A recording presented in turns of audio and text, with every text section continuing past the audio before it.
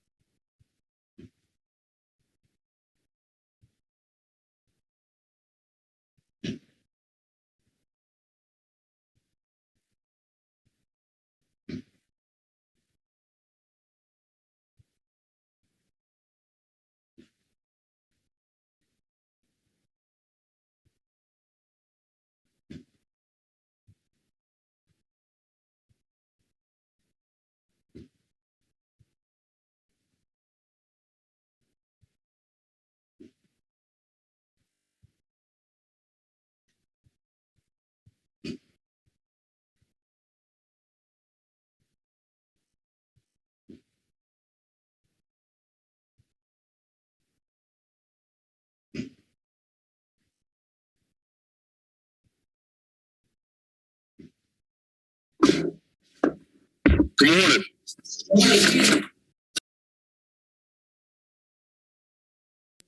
Is a obviously common annual event. However, it looks a little different this year. A little different last year because it simply was a continuation of the budget from the previous year. This year's budget, for only the second time in the 17 years that I have been here, the budget recommendation is dependent on the utilization of non-recurring funds for recurring expenses. Now, I want to say only the second time. The first time lasted several years, but this is only the second time in that period of time that we're presenting that as a strategy. We'll circle back and talk about that a little bit later on. We would absolutely not be recommending that to you if we did not believe that that was not a sound fiscal strategy that within a reasonable time frame can be overcome with increased revenue and or moderate tax increase at later or during later fiscal years. I'm going to go fairly quickly through some of this because really what we want to talk about today are those things that have changed since we had the discussion in the budget workshop several weeks ago. We want to focus on that. We certainly still want to remind ourselves and remind those that might be following this process of where we stand, which is really what our budget is doing for us, what it's buying for us, what it's purchasing for us, for our community. But we're going to go through that fairly quickly. We're going to talk about the changes. We're going to talk about updates regarding revenue. And unfortunately, we have very little to update there. But again, predicating our strategy the way we have, anything that happens from this point going forward, based on the way we're tracking in the General Assembly, would provide us lesser reliance on non-recurring funds rather than more. So we believe, based on, and Julie's constantly, continually tracking that, and in fact, she probably is going to get up and leave out of here sometime during this meeting because she's following what they're doing online, live, as they're doing it. But we believe the state revenue will exceed that which we have projected. It seems very likely that will be the case. So we're comfortable moving forward, though usually at this time, those of you that have been involved in this process before will likely recall that at about the time the school finance officials have their spring conference, which is usually in March, we have revenue projections for state allocations from the State Department. Well, that's been more than a month ago, and we don't yet have those. We've discussed that previously. The retro pay funding is being calculated by Department of Revenue. They have experienced issues with calculating that. And the process in the House and the Senate is not at the point that it usually would be in the past several legislative years. But again, the information coming out of there seems to be very positive. So it should not be a setback when we finally get that information. So as I mentioned, last time we were able to rank, because that's using all measures of academic attainment, we were number 14 in the state, up from number 19 in 2012. You have seen and heard the statistics about our performance on SAT and ACT, both continuing improving and very favorable in comparison to the nation. In fact, exceeding the nation on the SAT and comparing favorably to the nation on the ACT and constantly improving without having the percent of those students choosing to take those tests to diminish over time. 80% of our graduates continue their education at a college or university. Of course, that includes two-year technical or community college. Last year's senior class, one-time return on investment in those students of $152 million in scholarship offers. That number has increased every year in the last several years, no matter whether we had fewer or more graduates, the number has increased. We had 26 seniors named National Merit semifinalists in 2021. We outperformed the state in science and social studies, all grade levels in the past 6 years. 94% of our schools meet or exceed the criteria to ensure students meet the profile of South Carolina graduate. The graduation rate is up 13.7 points since 2012. Among our African-American students, that increases 18 points. Students with limited English proficiency, 23 points. And students with disabilities, 28 points. We've increased the percentage of students scoring exceeds expectations on SC Ready ELA by 5 points and math by 2 points. During the 1920 school year, students earned 3,607 industry certifications and potentially more than 21,000 college credit hours through AP, IB, and dual credit.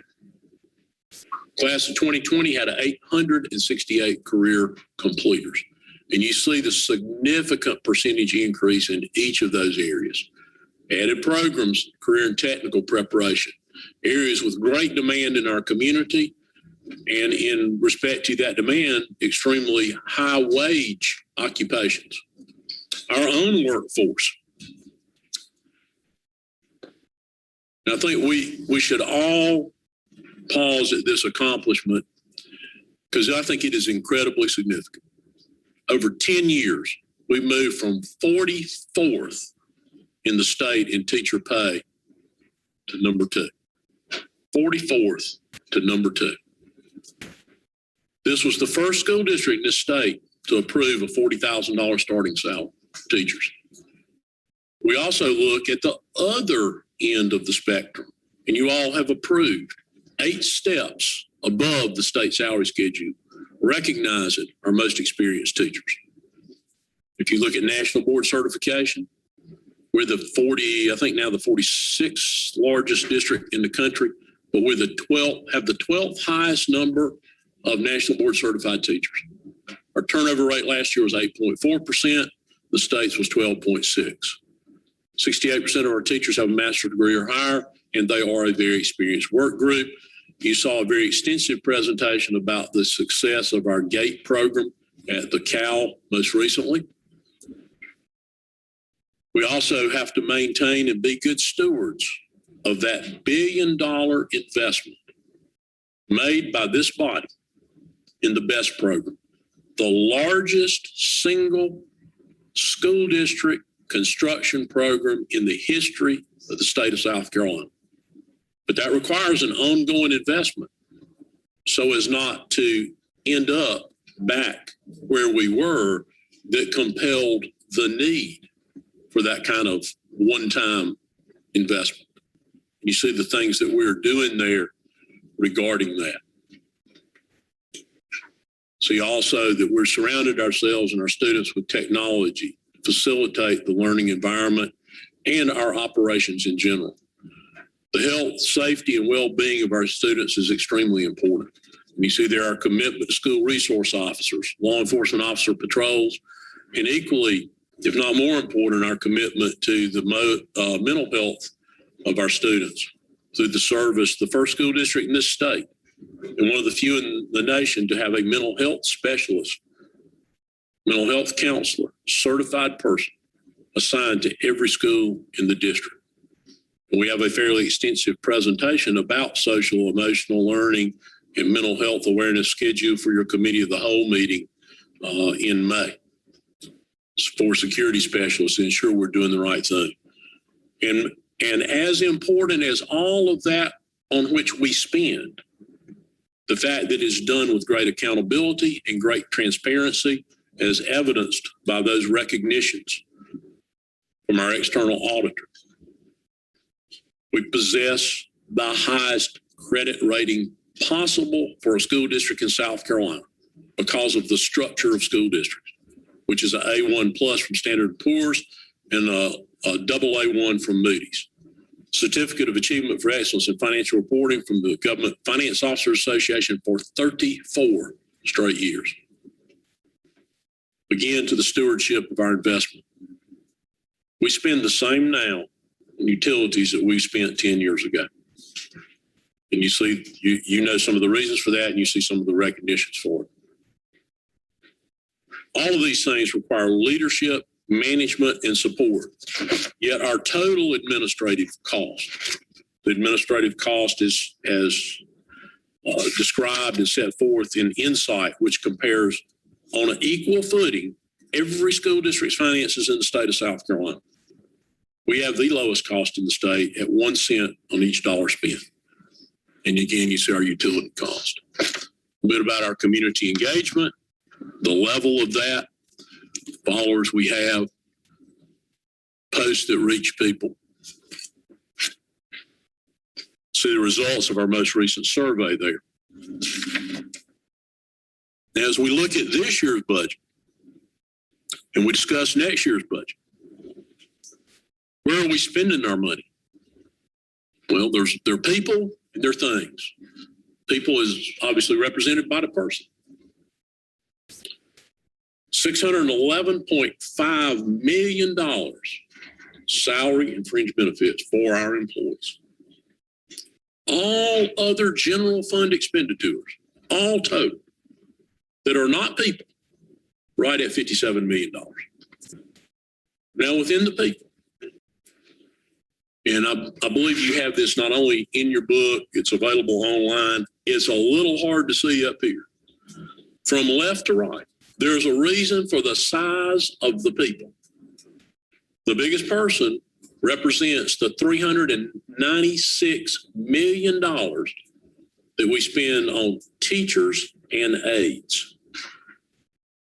The next biggest person represents the $66.6 million we spend on instructional support. The next one represents operations at the school level, $56.6 million. School administration, not district administration, school level administration, principals, assistant principals, AAs, 5.8% of our budget, $35.4 million. School clerical personnel, $15.7 million. District employees, now not leadership employees, just district employees, the people that keep all the wheels turning at the district level, $32.6 million, 5.3% of the salary and fringe budget. District director and above. Director and above is obviously director, executive director, senior executive director, chief officer, assistant superintendent, associate superintendent, deputy superintendent, superintendent, all those people. The leadership and upper level management, people that are running those things that support the schools. $8.5 million, 1.4% of the salary and fringe budget. The next chart simply tells you how the $57 million breaks out. You've seen that before. You have it in front of you. And the biggest portion of that would be fixed cost. And fixed costs would include things like utilities and insurance, but you have, following that, a definition of all of those. Now, the budget that you have in front of you, the new budget, there are a few changes. I'm going to speak to them in general terms, and in a few minutes, some other folks are going to share with you specifically. In your budget document, they're in blue letters, so they're easy to find. So if it's not in blue lettering, it's what we talked with you about in the workshop. The first thing on here is, I believe, a very significant change from the information at the first workshop. They're going to talk to you a little bit in a minute about the cost of that change. But it still keeps us within an amount we're very comfortable with in reliance on non-recurring revenue. You all will recall that when you approve teachers moving a step, that moves people. When you round a step to 2%, that also moves rise between steps. All right, there's one thing that neither of those move. They don't move entry level unless we apply the 2% to that, which we do sometimes. In this case, when we went back after the work session, we began to get a little better feel for what our revenue might be. We started looking at entry salary. First in the state to be at $40,000. We want to continue to lead the way to make sure we're getting and attracting those new to the profession. So this first reading budget includes step 0, so entry level pay of $41,500. $41,500. The rest of this will be very familiar to you. No one will receive less than a 2% raise. Additional step at 2% for teachers at the end of the schedule. Recognition of all employees. Every one of those people that were graphically represented on that chart, no matter what size the person is, the size relates to the cost and fringe and salary. It does not relate to the importance of the person. All of our employees are important in accomplishing the things we talked about at the outset of this budget. This recognizes that with a 2% salary increase for all of them, whether they're custodian, clerical worker, assistant principal, assistant superintendent, director, whoever they might be, doing whatever job in whatever part of the organization. It also maintains from the first, the workshop that we talked about, student-teacher ratio from 100 to 1 to 80 to 1 for multilingual learners. State mandated employer retirement and health increases, funding for teacher certificate upgrades,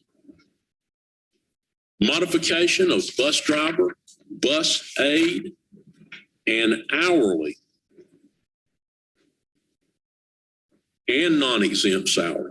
As a reminder, non-exempt salaries are those persons who do not qualify to be exempt from overtime. We pay them on a salary, but in the eyes of the Fair Labor Standards Act, they were an hourly employee. We have made adjustments to those amounts. You will see that when we present the details highlighted in blue, to make sure that we have moved each of those to a more competitive entry-level wage. You also, as an additional recruitment effort, gone back and had discussions with personnel throughout transportation. Mr. James has, Director of Transportation. One of the things that came to light in that, we have for a number of years had a safety attendance bonus. You come every day and you have no accident that day. For each day you do that, there's a dollar amount attached to it. They believe that was an effective incentive. So we're recommending to, in essence, double that. And there's a secondary benefit to doubling it related to summer pay over the summer. They're going to talk more in detail about that. Going to reclassify our nurse positions to bring them more in line with the marketplace and to recognize the fact that now we have almost exclusively RNs. We only have a few LPNs remaining, and we no longer hire LPNs. We hire either 2-year or 4-year RNs. And before, there was a distinguishing pay rate between satellite nurses who originally dealt with greater levels of student need when that program was initiated, and regular school nurses. And what we have found over time is that's not the case anymore. Regular school nurses are dealing with these same challenging issues. They're going to talk more in detail about that, but it equalizes those two pays and is more recognition of the higher requirement that we now have. We also have in there a recommendation. This goes again to recruitment and competitiveness for our entry-level wage employees in the hourly segment. To go to a 1-week payroll cycle, which does two things. Number one, we believe it makes us more competitive. There are literally hourly employers in the county who pay people daily. To be more competitive, we believe that we can position them to get paid weekly, much more competitive. It is also possible for any employee, particularly those in the hourly segment, depending on when they come to work. Depending on when they come to work, what day of the month it is, they could get a check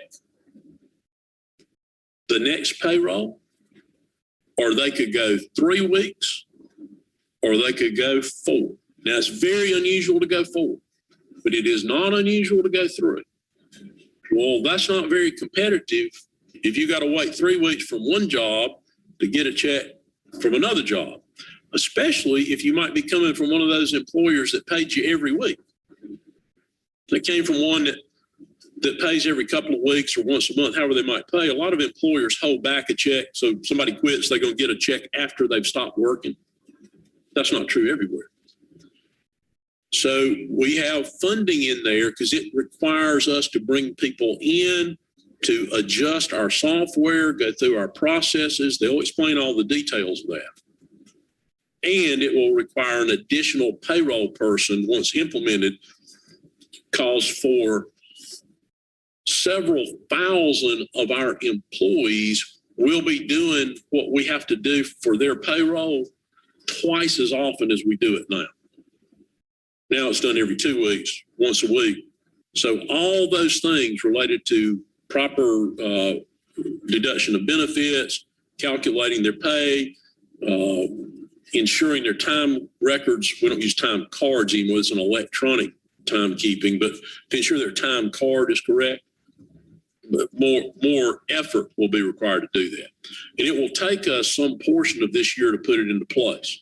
However, we have a short-term pay advance process that we put into place that will stop that 2-week, 3-week, 4-week wait until we can get to a weekly pay cycle. And we'll absorb it won't cost the employee anything for that advance. We will absorb that. So this addresses one with a little short-term fix, that problem of lag time.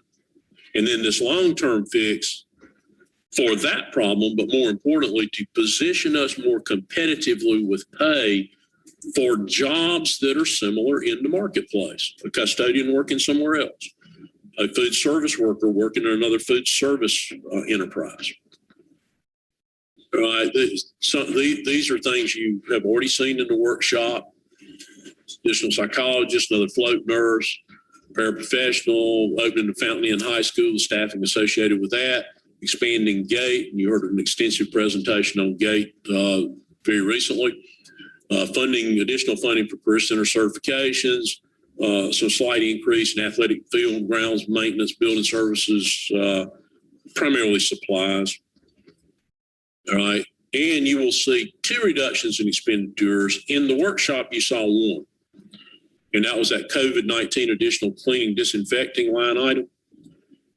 Last year, based on the preliminary information that we received prior to the budget, we had budgeted a certain amount for health employer contribution.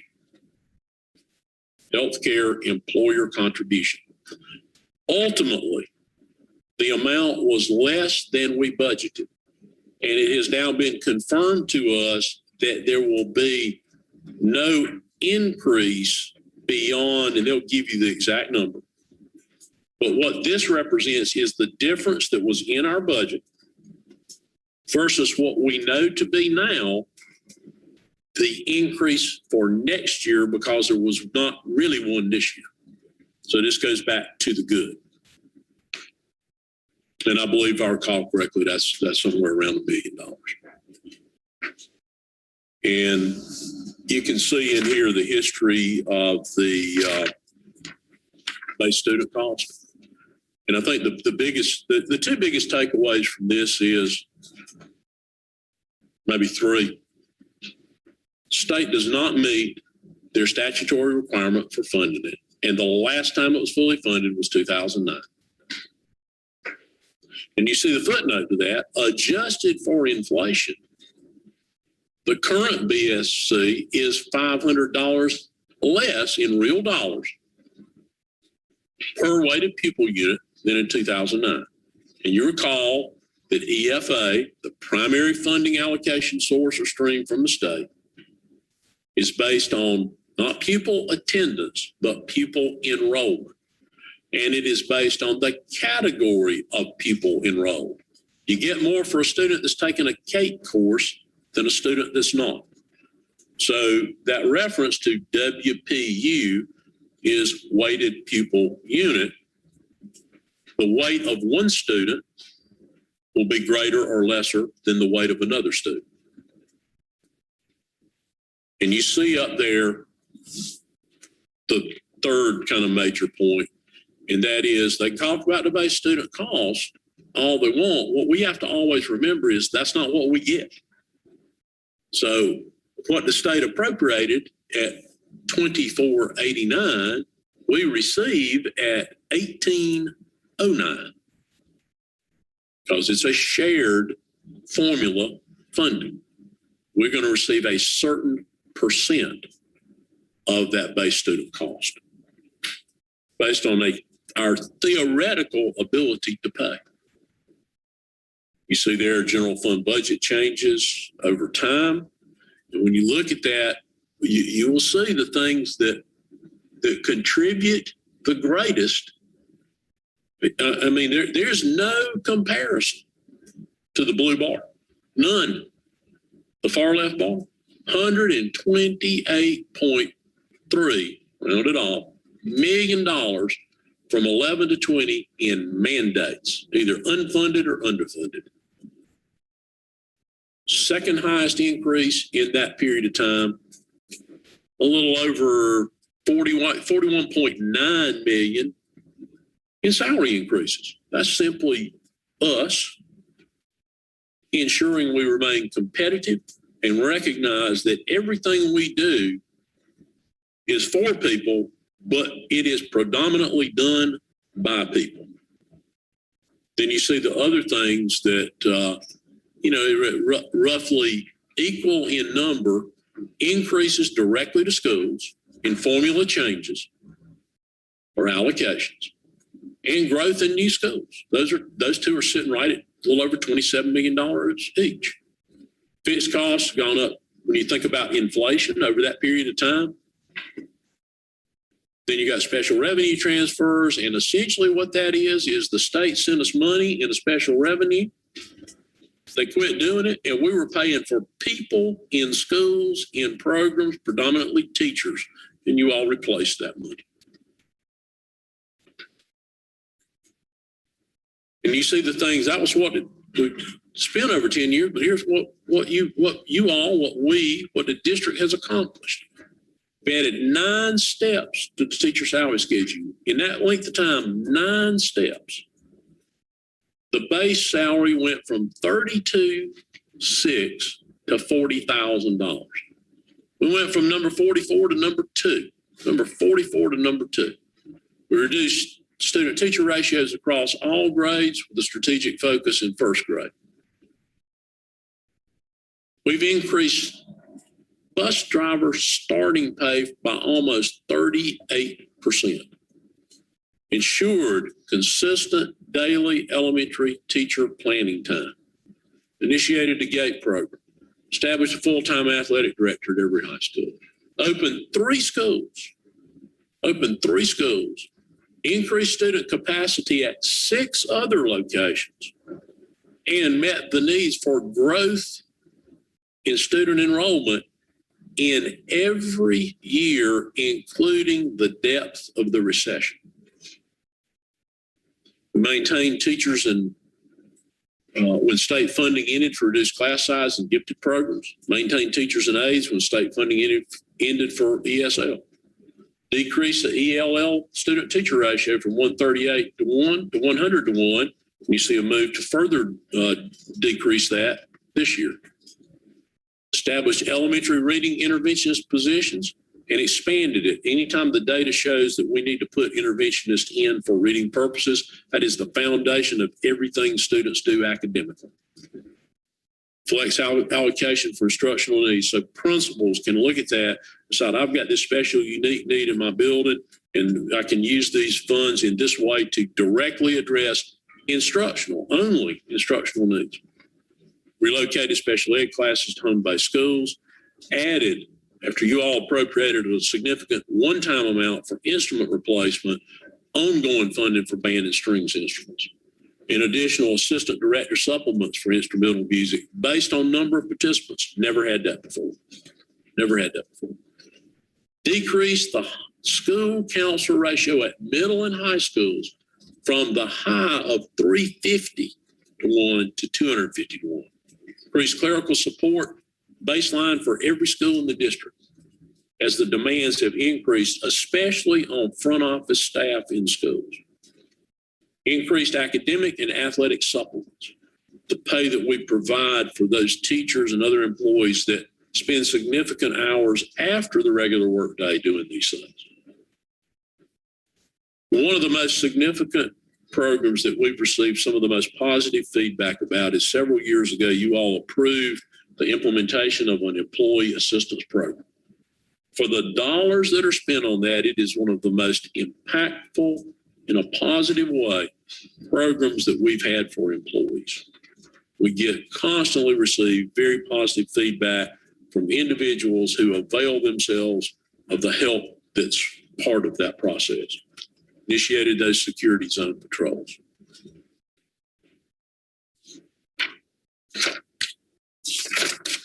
And I'm not sure why. I guess it cycled back for some reason.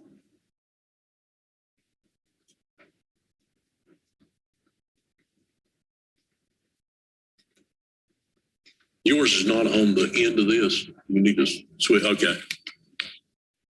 That concludes that overview. Now they're going to talk specifically about the changes that I mentioned. Do you need to change this up? You need to do something? Okay. They're going to talk more specifically about the changes that I mentioned. Then we'll come back around and summarize it, and then any questions that you all may have. Thank you, Dr. Royster. Like he said, all of the items that are changes. Sure. Can you hear me? Closer. I'm sorry. Use my outside voice. So the changes are in the document that you have this morning are all in blue. And I want to make sure that you do know, if you look at the summary on page 3, they're blue there as well, just to give you an overview of the number of changes that there are, just a few. And then what I would like to do is to go through the narratives with you and give you a little more information about those changes. So the first change from work session material is on page 6. And at the bottom of page 6, it's our increase to the entry-level teacher compensation.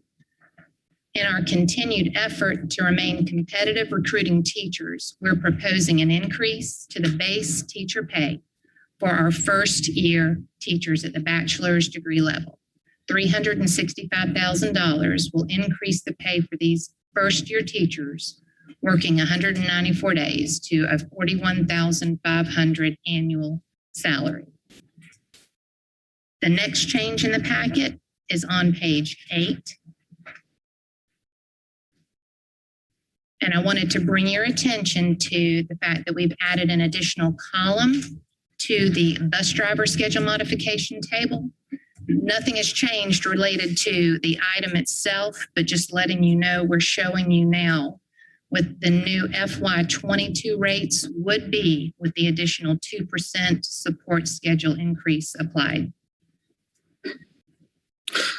The next new item in your packet is also on page 8. Is to increase the bus driver safety and attendance bonus. I know there was some discussion at the work session around some things that we could do. And I believe Ms. Bush actually posed the question about the incentives that are already in place. After discussion with Dr. Royster, Dr. Turner, our finance team, and Mr. James, we felt it would be best to build upon something that we already do and increase the safety and attendance bonus that's already in place. Right now, the drivers get a safety attendance bonus at $5 per day. We'd like to increase that to $10 per day. Both incentive checks would continue to be paid out in the summer when drivers don't normally get a check. And providing this doubling for drivers would actually give them 2 checks in the summer, each of which would be more representative of a check that they would normally get. It would bring it closer to that level. In addition to that, it would also provide additional incentive to be more focused on the department's mission of timely and safe transportation for all students. So we felt like, again, building on something that we already do and strengthening that would be the best approach, and that's why we're recommending that to you. On page 9, while this is not a new item and nothing has changed, we have added additional information. Again, I've added rows to illustrate the rates for the proposed hourly schedule modification that include the 21 retroactive 2% increase that you approved yesterday, and the recommended 2% support schedule increase that is also included in this recommended budget. The next new item is on page 10. And this is to increase across the district minimum hourly rate to $12.93. Adjustments will need to be made to a few other work group schedules. The first group, the first 4 cells on the salaried non-exempt schedule will need to be removed. There are no employees on these steps, and so there is no budget impact. The next group, the hourly rate for the adjustment to the bus aid schedule is also going to be required. This is how we're going to accomplish this is by collapsing the current steps 1 through 5 into a new starting wage of $12.93. That $12.93 per hour will cost an additional $165,000. And then the hourly rate for non-certified substitutes, subs for instructional aides, and clerical subs, it will also be increased to $12.93 per hour, and that will require an additional $25,000. Okay. The next new item that's been added since work session is on page 11. You heard Dr. Royster reference our nurses and the 2 different ways that they're paid now, plus adding some additional days for them. I'll also like to take the opportunity to say, Ms. Loggy, our medical health team has just done a tremendous job supporting our schools through the pandemic. So I would like to just mention that on their behalf. School nurses have been categorized into 2 separate positions with different salary schedules. Nurses in schools with multiple students with medical complexities were classified as satellite nurses. And then those nurses served students with moderate to severe disabilities with medical needs. Nurses in other schools were classified as school nurses. So two different classifications, satellite and school. The number of children who enter school with multiple medical needs is an ever-increasing percentage in the population. Each year, the need for quality school health services increases, and all of our nurses have been trained to care for, and the vast majority of them do care for students with complex medical needs across our district. But some are paid on a non-professional pay schedule. This recommendation would move all of our RN nurses, our registered nurses, to the professional salary schedule and would better reflect the work they're performing. The nurses with LPN qualifications, of which there are 11, would continue to remain on the support salary schedule. We no longer hire nurses with LPN credentials. And to fulfill state requirements of professional licensure, our nurses also have to complete trainings every year. Adding 5 additional days to their contract would allow them to receive more training during their contract hours and times of their day by adding 5 days to each of their schedules. We currently have 11 nurse vacancies, and we've hired 20 nurses this year. We feel like this would better position our district to recruit nurses at a time when we're having difficulty finding individuals for these positions. And the total cost to do that is $221,000. The next change, new item, is on page 12. And that is reclassify and add 5. I'm sorry, I'm reading Nurse Phillip. I didn't flip the page. It's the implementation of the weekly payroll cycle. And as part of our competitive recruitment effort, we are proposing implementation of a weekly payroll cycle for our hourly non-exempt employees. With the current bi-monthly payroll, an hourly non-exempt employee can have a lag time of several weeks from their first day of work to receiving their first paycheck. This will address that time gap. Significant system adjustments and process optimizations will be required in the human resources module, payroll module, and with our time and attendance system to implement this new weekly payroll. Funds will be used for both consultants and a full-time payroll analyst to fully implement and process the 4 to 5 additional payroll cycles each month. Prior to implementation, an optional pay advance program will be offered to new employees and employees returning from the summer and winter break. Those advances will be deducted from future paychecks to be fully repaid by June 30th. And our final change to expenditures is on page 13. And that's a good change, a reduction to expenditures. So the health employer contribution that we budgeted last year was $1.455 million for a 6.73% health increase. With the continuing resolution, that did not happen. And the House version of the budget included a 0.8% health increase. The cost savings for that difference is $1.1 million, and that's reflected here. So that concludes all of the changes, the additions and changes to the expenditures. There were no changes in this document related to revenues.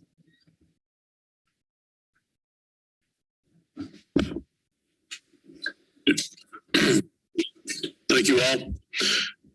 As Stephanie mentioned, there is no change to revenue. However, the changes in expense that we put in changes our dependence on non-recurring funds from 3.19%, so obviously rounded to 2, but 3.2%. That was what we talked to you about at the workshop. The changes we mentioned, both the positive, the return of that budgeted revenue for health coverage, and the added expenditures, changes it from 3.19 to 3.21%. Obviously, if you round that off, they're rounded off, they're equal, 3.2. So basically, but we want to make sure that we made note of that to you. It is a slight increase independent on non-recurring funds, but very slight. When we did this before, back during the depth of the recession, it was 3.67% Robin, of that year's general fund budget. And we were able to return to no dependence on non-recurring on a very abbreviated timeline then. We would look at this being a very similar timeline, probably a 5-year return. We would want to be a little more firm about that when we give it to you for second reading. And 5 years was the time frame we used when we did this once before. And I believe we were back inside 3 years at that point. That concludes our presentation. I believe that we have highlighted every change, no matter what level of significance as far as recommended expenditure.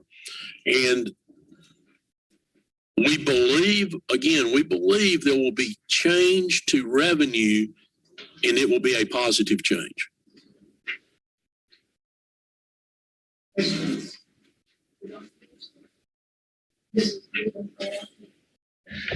I have one question about the implementation of the weekly payroll cycle. Yes, ma'am. It says only hourly non-exempt employees. What about those the new teachers that are coming in and they have to wait like a month for a paycheck? Is that going to be included in that? Because it says just for the hourly employees. I'm going to let Ms. Stack speak to the payroll cycle for new professional employees. Morning. Morning. Currently, when a new teacher starts at the beginning of the year, they get paid by the end of August. Their first paycheck they receive is usually August 30th, 29th, whatever date our payroll cycle lands on. So they don't normally wait like an hourly individual does, because hourly individuals are paid on time records. They clock in and out, and they are paid based on the time that they actually work. So that's the difference, where the hourly folk have to wait in our current cycles, but this new one will provide their pay more timely to them.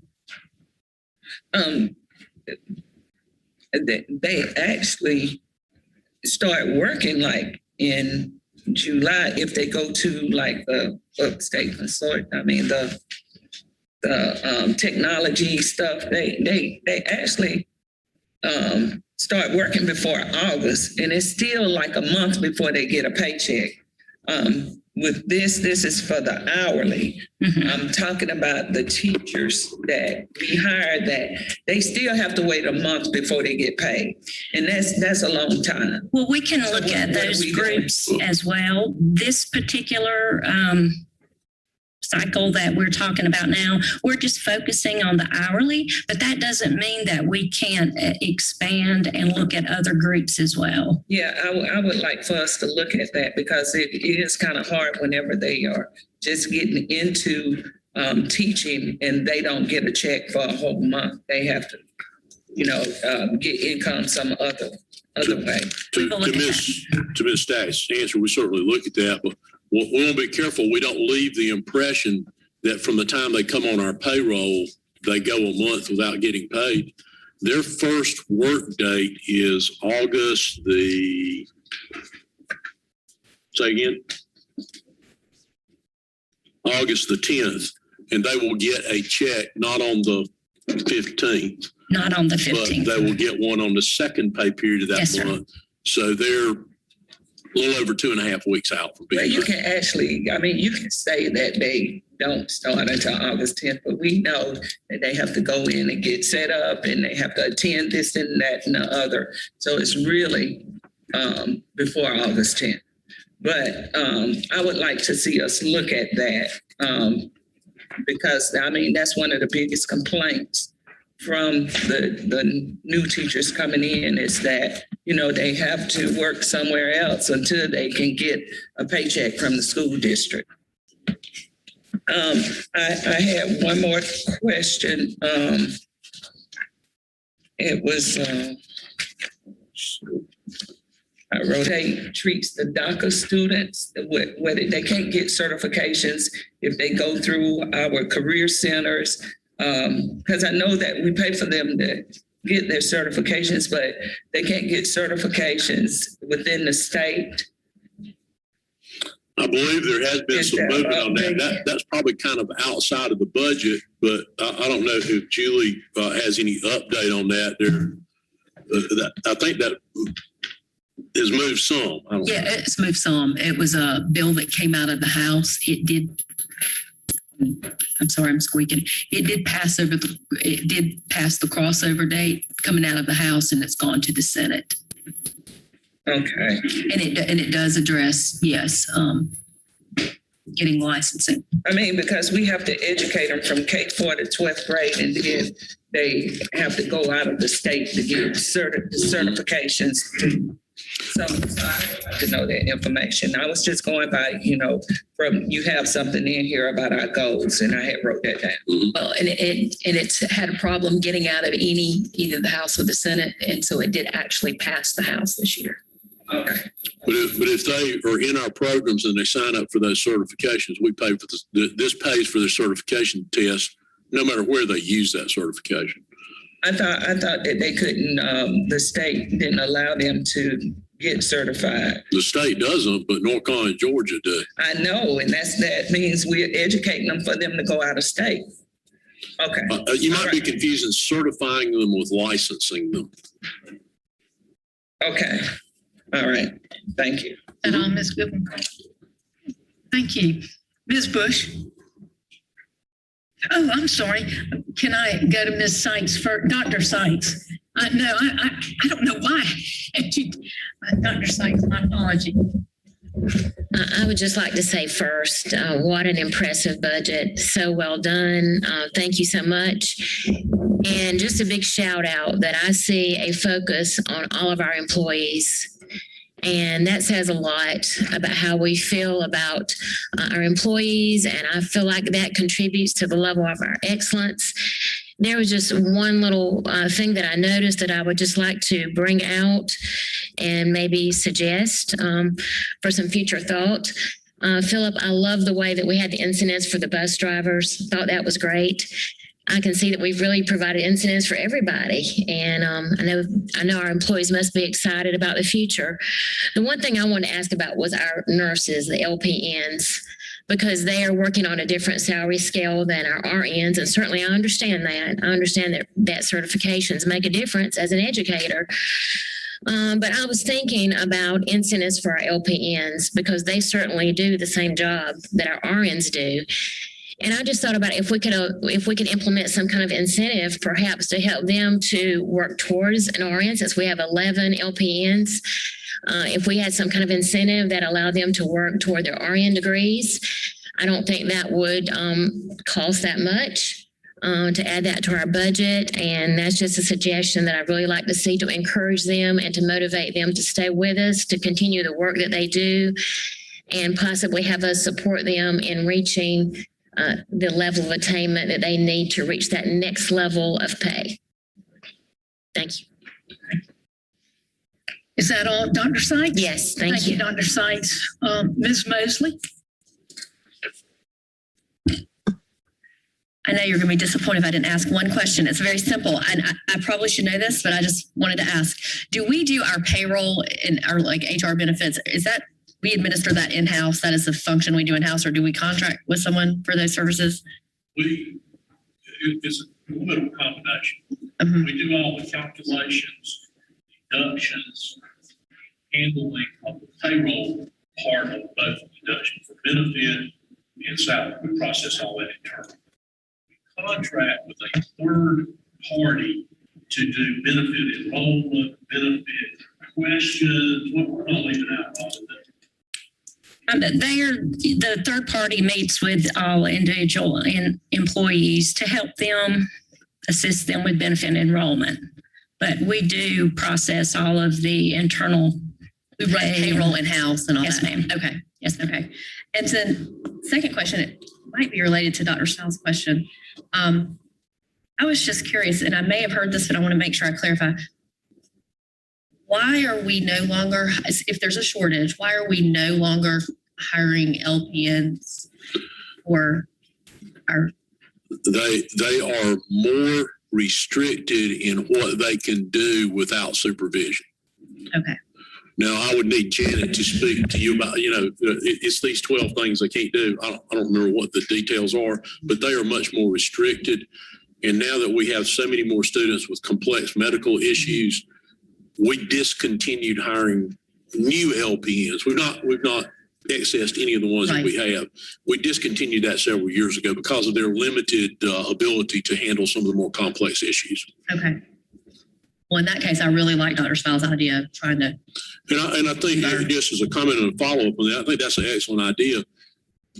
But one of the things we have to take into account, we do have some other work groups. Similarly, if you got more certification, up to and including teachers, that right now, we have in years past, many years ago, had funds for advancing employees, moving teachers, getting their master's degree, some other employees advancing. I would suggest to you all that that's something that you might have us to look at, perhaps not in this coming year's budget, but in the following, but in a more global way. There's one thing that you could do with that. You can use something like non-recurring funds for programs like that, with the understanding that here's how much we have. We're going to use that tuition money, but we might have to discontinue it next year. It's not a recurring cost like a employee salary or fringe benefits. So I would say you just kind of thinking about it in here very quickly, because of the large number that are impacted of groups that could benefit by advancing, financially benefit by advancing. That's probably something we ought to look at in its totality, and maybe for the FY23. This is FY20. The FY23 budget. It's hard to think about FY23. I'm just now gotten used to writing 21 on something. But that's an excellent point. And there are, obviously, for a teacher, if you go from bachelor's to master's, you get a pay raise. So there's an incentive there to do it. Inside of some of our technical groups in maintenance, if you get some technical endorsement, advanced ones, you can move up. Now, we do have, and I think it's probably important to note this, and I don't know all the list of them, but we do participate in some programs with Greenville Tech that helps prepare employees in the non-professional workforce for advancement. And they scholarship those opportunities. Now, I don't know if they do any scholarshiping for LPN to RN, but we'll check on that. But we have some like mid-level management people, food service, transportation, maintenance, some people there that want to advance, maybe become a lead person, or maybe become a foreman or a master foreman, that they can go take courses through Greenville Tech's, probably not their exact term for it, it's kind of leadership management development program, and they comp the tuition to our employees for a certain number. And we advertise those things to employees so they're aware of it. And we also encourage supervisors that if they have identified, this person really kind of has a desire and a skill set to do beyond what they currently do, encourage them to go take those courses. So we do that right now, and that's a no cost, no budget impact version. Thank you, Ms. Mosley. And Dr. Stiles, I'd like to apologize. I called you Dr. Sykes. I had a great professor, Dr. Sykes. He was awesome. And just as you are, Dr. Stiles, you're awesome. So with that being said, Ms. Bush. Yes, I also wanted to give kudos to everybody that worked on this budget, and how long and how committed. I was talking to Mr. Meek earlier about thinking that we have 3 new board members this time. And when I came on this board, the difference is it's like incredible as to how prepared. I have said over the last decade that I call this my budgets for dummies, and because that's what you've created for us. And I know that we talk about budget season, and y'all talk about, in our meeting schedules that when you're really getting into budget season. But I know that to prepare this for us, you work on it year round. It's not just a season, but it's a year round commitment to being able to get all this information to us. And I noticed by the lack of reporters here today, or the lack of anyone, that there must be a reason for that. And I can't seem to find a tax increase in here. There is no line for a millage, a tax increase. So am I correct in assuming that there will be no tax increase? I appreciate the very complimentary words, but you have in fact cut to the very singular omission that we made in our presentation, and failing to emphasize again, as we did in the workshop, that we are recommending no tax increase. So thank you for reminding us. We should have said that probably repeatedly. Yes, and because I have been approached by other elected officials in the past that said, yes, this is Miss Bush and she's on the school board, and they never met a millage that they didn't want to increase. And we don't understand how the school district can continuously they label us with tax increases, and so apparently our community feels like they're getting their money's worth when we have had to use tax increases to accomplish the items that are in this budget that we have accomplished over the last 10 years. But I don't want to let it go just at that. I want to make sure that we have on the record how much. I know it was in our first packet, but how much are we leaving? How much could we increase the millage? Since we have that crazy reputation out there of using, all that millage, how much could we, and how much will we lose permanently that won't carry over in that process? I think Ms. Stack can answer that, and then I think sometimes we may have to say, well, this body is having to sometimes act because another body did not has given away tax revenue that would logically have come here in order to encourage growth, which increases our cost. And I heard some amens from the room. Please. We have not received all the information we need from the state to be able to calculate the millage cap for this year. But up until this year, we have 15 mills still left on the table. And if we do not levy 4.1 mills, then we will lose them. Okay.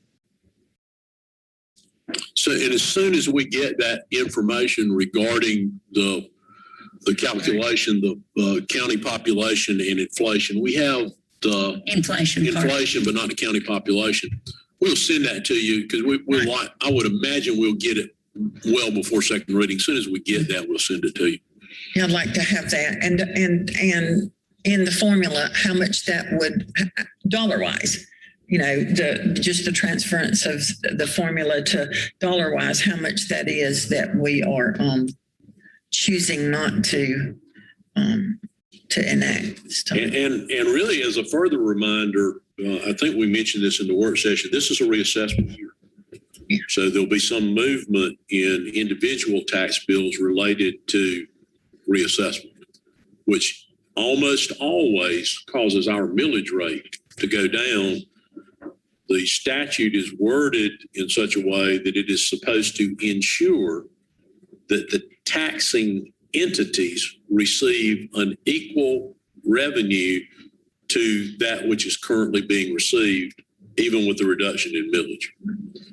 And sometimes we have an issue based on how perhaps the collection rate is included in that calculation. Because some years it varies. Thank you. That's all the questions I have now. On a personal note, as a small business owner, I thank you for not asking for a tax increase. So thank you. Thank you, Ms. Bush. Mr. Lewis. Thank you, Madam Chairman. Just a few questions. One is about the new starting salary for teachers. So I think I'm reading in here that our recommendation would be to move that to 41.5. So if you're not a first year teacher and you're making less than 41.5, would the assumption be that you would also see would you be moved up to 41.5, or would you be moved up proportionately to that increase? And I'm glad you asked that question. I don't think we pointed that out. We're going to use the same strategy in this recommendation that we used when we got to 40. That is the new teachers, 0 years and year one, right? Additional days. So they have to work more days, but it also ensures that no one, to your point, makes less than that. Okay. Now, obviously, if you were a first year teacher this year and you're going to second year next year, it's a pretty significant pay bump for you. But it also is structured in such a way that no one behind you makes more, and they have to work more days to make the same. So if I'm a first year teacher this year, there was an expectation of you working extra days in order to kind of get to that 40. They were still working. I think it was down. The differential was down to, was it 3 on first years this year? What was the additional days this year? 4 days. So it remains constant.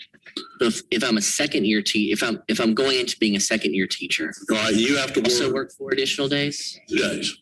Okay, so I'm going to work 2 days instead of the 4 that I had to work before, but I'm still going to make beyond whatever the minimum is. That yes, and much more than you made this year. You'll go from, Stephanie, you probably have that in front of you. Tell them, you would go from your pay this year as a entry level teacher is what, and we'll go to what? Entry level teacher right now was 40,013. And with this increase after the retro, and then this increase would put them at the 41.5. So from 40,013 to 41.5. Great. The other one I did just want to comment on it. I just wanted to make sure I understood correctly. We are moving the base hourly pay for our positions, all of them, to a minimum of $12.93. Is that now will be the lowest? If you go, it's kind of best captured, Mr. Lewis, if you look on page 9 and page 10. And what that does, we went back through, we got all the hourly pay scales. Then we took all the salaried, non-exempt, which again, in the eyes of Fair Labor Standards, those are hourly employees in the eyes of Fair Labor Standards Act. We converted their pay to an hourly rate. So what these charts reflect is dropping off all of those schedules that were below $12.93. Now, again, assuming you see the chart set up that way, the 2% raise. We had to move a couple of groups because we don't want people being supervised by people that make less than they do. So there's some adjustments in there. And you see the total cost there, but it ensures that the beginning wage for anyone under Fair Labor Standards Act considered an hourly employee, teacher aides, all those, $12.93 per hour. I just really appreciate that. I just think that's so important. And I think, through our work with the United Way, I mean, helping to determine what a self-sufficient wage is for a person, but also for a family, it's just been really important to see organizations like the district, which are one of the largest employers in the county, set that number higher, because I just think it is so important for people to see that we value all of our employees. And so I really appreciate that investment. I guess the last question I have is if you could just, we've talked about it before, but I still don't fully understand the plan right now is to move, I think you said 3.21% of our budget is going to come from non-recurring dollars. Right.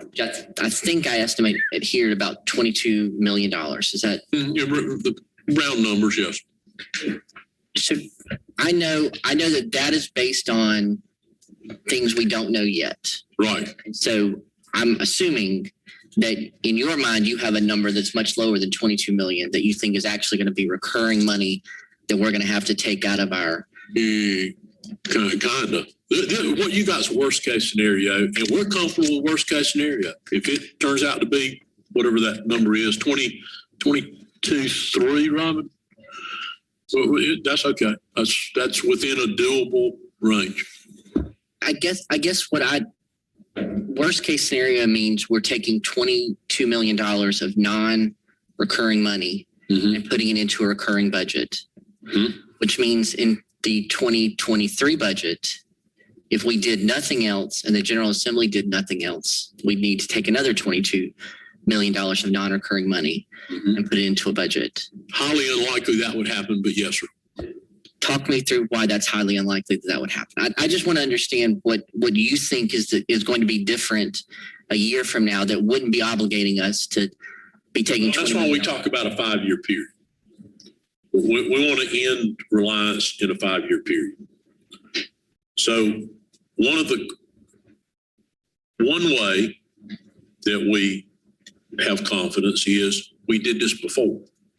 And even in the depth of the worst recession since the Great Depression, revenue in that 5-year period increased sufficiently to offset our dependence.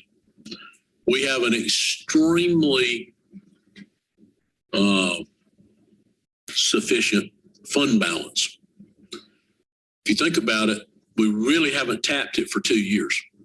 Usually we come in the following fall, we say, we would recommend you utilize fund balance to purchase or do these non-recurring items or purchase something that's going to last 5 years, something like that. We haven't done that in a couple of years. So we've got a strong fund balance. We're going to come to you in May and make some recommendations about the remainder of CARES 1-2, kind of concluding that. We have the potential out here in CARES 3, the American Recovery, whatever their name is for CARES 3, of that being over $160 million. Again, that's non-recurring, but the deadline on expending that is 2024. So we believe that we've got more backstop to this use of non-recurring than we ever had when we did this before. And we were very confident we did it before. The other thing that you're going to see is local property tax value is going to continue to increase, we believe. It's increasing now. Now, you have to be careful with that in a reassessment year, how much you depend on that. But moving for the next 5-year period, every reason to believe it's going to continue to increase. So the value of an operating bill, even though an operating bill is half that of a debt service bill, continuing to increase. We're very confident we're going to get more money from the state. There's, in the Senate side, there's a base student cost increase that would probably generate speculatively $1.3, $1.4 million. So we again, I think, the number of years we've done it, we're never going to bring you something that's not an extremely conservative related to differential between revenue and expense. And we're always going to more conservatively estimate expense and more conservatively estimate revenue and more liberally estimate expense. Historically, you're going to end 1 year around 5 to 8, just depends on the year, $5 to $8 million in revenue excessive expense. Now that's a lot of money viewed singularly. In a $750 million a year budget, it's not. And as you know, we try to always hit expenditures around 98 to 99%. But we don't want to be over on the right side of 99%, because if you get too far to the right side of 99%, you can go over to N, you go in the red, then we got a problem with Standard of Poor's and Moody's, because it's an unplanned budget shortfall. They're fine with a planned utilization, a timed planned utilization of non-recurrent funds. They're not very fine with you've somehow run your budget, your operating budget in the red, even if you have reserves, because it indicates to them that you have poor financial planning because you didn't somehow foresee that you needed to utilize those reserves and amended your budget in accord. So what I think I'm hearing from you is you believe that ESSER funds and other emergency funds, possibly funds coming from the Senate, possibly funds from increased property values, possibly funds from other unrealized, not on paper yet, but anticipated dollars are going to cover these increases in the future years. What I didn't hear you say was we're going to use one-time money this year and we're going to have to pay the bill next year with a millage increase. What we're looking at is a 5-year time frame. And I would not say to you that you don't have to increase millage in that 5 years, because it wouldn't be realistic to say that. And if you go back and look historically when we did this before, there had to be millage increases. And they have always been very conservative millage increases. That's why there's how many mills sitting on the table, Robin? 14? 15. 15 mills. That's why, because we traditionally have recommended less than, and remember what the state is saying, your ability to increase millage is to meet inflation, population growth. So we've still left millage that we didn't recommend to you, that you all did not approve, on the table, so to speak, because we were able to do the things we needed to do without recommending the full amount that, again, was set aside for growth and inflation. So, we've had many conversations about this, and I appreciate everything that we can do not to have to put the burden of increases on our small businesses. And so I think not having a millage increase is preferable to having one. And I certainly appreciate your work on that. I just want to make sure that before we celebrate ourselves for not having a millage increase this year, that we're not just obligating ourselves to one next year. And it sounds like you're saying you believe these other sources of revenue are going to offset those expenses going forward, that we wouldn't have to take $20 million out of the general fund budget balance every year for the next 5 years. Well, I would not commit to you that you need to have a millage increase next year, but I wouldn't commit to you and say you absolutely shouldn't have one next year, because we don't yet know, for one big question mark. To go back to the chart, if I might have flipped back to it, maybe quickly. Maybe going the wrong direction. That big blue bar up there, we have no way of predicting what that big blue bar might be next year. And that's underfunded and unfunded mandates. Okay. The last question I just have is, do we have any line in our budget to pay for mental health counselors, or is that still fully funded by the Department of Mental Health? We pay a very small amount. I do not recall the amount that it is, to secure some services that didn't qualify. Paid out, I think, one of Mr. McCoy's, it might be out of a special revenue. Yes, sir. How much is that, Mr. McCoy? Do you recall? It's right around $50,000, and it's coming out of Title IV. Say that number again. I apologize. It's around $150,000 coming out of Title IV.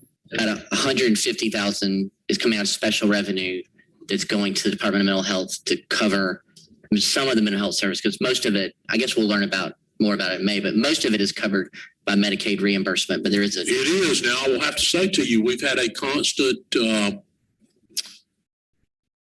don't know if disagreement is the right word to use, a constant back and forth with them several years ago, them wanting us to pay far more than that for a program that, based on all the information we got from local mental health, because we're talking about two entities. We're talking about local, we're talking about the State Department of Mental Health.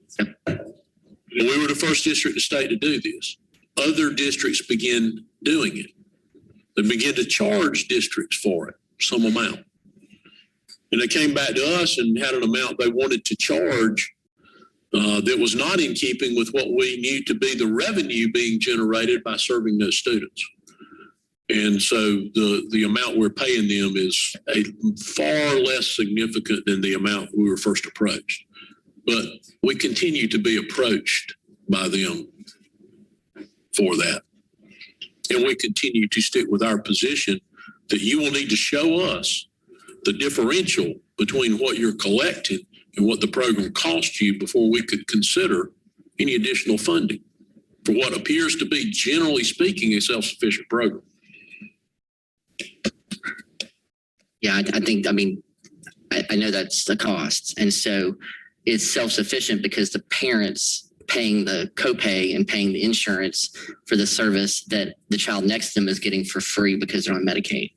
And so, in my mind, if there is one-time money available through any of our ESSER funds or TARP funds, particularly this year and next year, anything that we could do to help not make parents have to pay out of pocket for mental health services provided in the school building, I think would be a useful step for us to make towards them, even if we can't make it recurring money. And so I would just appreciate maybe looking at where those dollars are coming from before we kind of make conclusions that they do or don't have the revenue, because most of it's coming from Medicaid, but there's still a significant portion that's coming from me or from. The majority comes from Medicaid, I believe, Mr. McCoy. Maybe the second largest amount comes from private insurance coverage, and there's some people who pay. They have, Mr. McCoy and his staff have the breakdown because we've required them to provide that to us when they have come back to us each time wanting us to pay more for services. Great, thank you. Thank you. Thank you, Mr. Lewis. Ms. Morrison, fair. Thank you, Madam Chairman. I want to say that I heard a saying once: if it is to be, it's up to me. And Greenville County has done a great job. It's up to you for real. One of my main questions kind of centered on what Mr. Lewis was saying, and I wanted to know what particular line items were attached to this non-recurring costs. But I think you went over that pretty well, so I understand that now. Well, yeah, we don't attach revenue directly to a line item expense, but we attach revenue in general. The line item is, and anytime there's really a direct attachment like that, that's almost always a special revenue fund. That, like Title I, you got to use it for certain things. You have to write a plan, get it approved, and they fund those things. Okay. That's really the only place we attach revenue directly to expense. Okay. My other question is, I want to piggyback on Dr. Stiles and Ms. Mosley here about the opportunities for people to take advantage, or our employees to take advantage of different certifications that we would pay for. Mm-hmm. All of that feeds into retirement. And so those are the types of things that I'm looking for. What else can we do for teachers? Not just give them raises, but retirement means a lot after working over the years. So those kind of things allow you to move up in the scale. And so at the end, your retirement looks good. Also, I want to do, thank you so much for transportation. That's near and dear to my heart. I appreciate the transportation department making the recommendations, especially for the bus drivers. So I hear calls all the time about bus drivers not appreciated like they should be, but I think we've done a good step in making a good faith effort toward transportation and the bus drivers.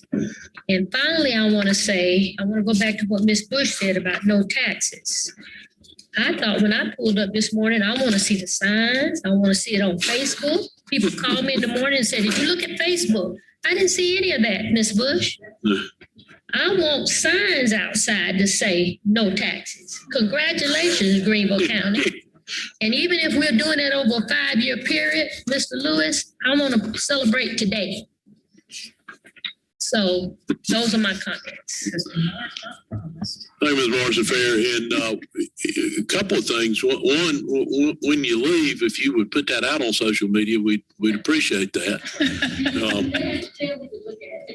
But I think the second thing, and I know your point was about adding like a master's degree or certifications to boost your pay, but it was also a reminder that I want to make sure that I remind all of us of. That's one of the very important reasons to have steps beyond 23, because the rest of your life income after retirement is based on your 12 highest quarters. And if, now there are a lot of people in our system that can retire after 28 years. Then those that entered in the last, I guess it's 8 or 10, they got to get a combination of 90. Age and years experience has to equal 90. So when you get out there at the twilight of your career, if you're not getting any kind of raise, that affects your income in retirement for the rest of your life. That's one reason it's so important to have steps beyond 23. Thank you, Ms. Morrison Fair. Ms. Wells.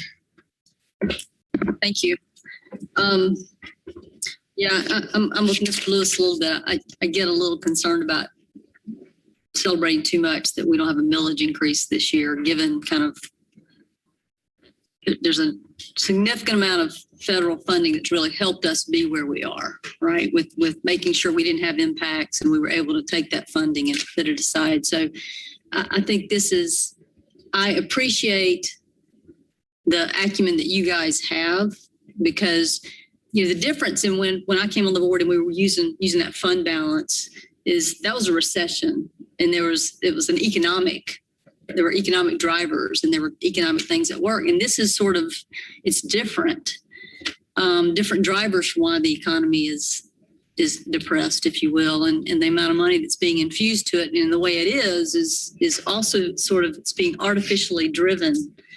So I appreciate the careful nature that you guys take in thinking about what are the increases we can sustain, how can we use that money that we have, and how do we leverage it. And Dr. Royster, to your point, kind of seeing the writing on the wall and taking those actions to take back some of the fund balance that we were going to allocate is just shows kind of the leadership we have from a financial standpoint. So I appreciate that. I do appreciate too that it's a modest increase or the use of the fund balance it's a modest, small. The 2% is great. I'm glad we did that, but I recognize that there's a reason that it's 2% and not something more than that. So you guys have done a fantastic job of looking at that. So I just have a couple of in the weeds questions, just so I can understand. I like to always make notes every year. So we had no increases associated with student growth because and I think that's because from my notes from last time, it's because we were holding 30, I think I had written down 33 FTEs from the previous year that we did not hire for student growth. Yeah, I think that number sounds right to me as well. But we do have growth in here because we've got, as a line item, positions at foundation. But open the foundation. Yeah, that's true. So that's kind of growth and kind of not. We open a new school, we're going to move a certain number of people over there because the population is in other places. But it also has some unique positions. We're not going to take the plant engineer from Hillcrest and send them to foundation. The positions don't translate one to one. So that line item isn't the one that you're accustomed to seeing about personnel for growth in general throughout the county. You're exactly right. That line item is probably in there. I think it's in there at zero. Yeah, it is. I think it's important for continuity to keep it in. Right. But last year, we budgeted, as we always do, for growth. We didn't have growth, we had a declining population. So we have the growth that did not occur last year that's still in the budget. And the base budget that was there from the year before. So we lost students. And then like 3,000. And we had a loss of, say, revenue associated with that. Right. Would that be like 4.3? Right. 5.6. I think it's 5.6. Right. But what we did, because we believe those students are going to come back. Stanfield and his office, planning demographics, they've set the baselines, they've done the calculations for growth, population per year, sent those to Ms. Thomas's office. And in every case, they have programs for 80+% of the students who left that school to return. 80+% of the ones who left to return above whatever their projection. In that left, I think the number you have, there was 30. We still got 30 positions for them. So we feel like we're in good shape. Should there be some exponential growth, I think we're in good shape for about any kind of growth we might experience. The other side of that, if for some reason we should experience some surge that we didn't predict out of that, because we very liberally predicted how students might return, so we made sure we have plenty of teachers. If we somehow miss that, we get closer to the beginning of the year, we'd come back to you and say, we might need to take some money out of this CARES Act fund and hire some more teachers. I don't think that's likely to happen. I think we're well positioned to meet growth, even with zero in there, because zero means there's 30+ that haven't been sent out. And we sent them out in a much more liberal way than we usually do. Okay, so the 3,000, the 3,130 additional students we're projecting, those are new, or those are the returning students we anticipate? I would think those include the additional growth and the return of 80+%. Is that right, Dr. Turner? 80%. Okay.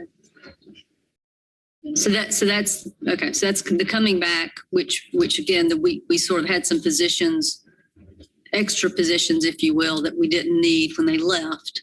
Right. And there might have been a few we didn't fill as we got closer to school starting, but for the most part, we filled them, and that helped us with some of the other things we had to do as far as class size and distancing and that kind of thing.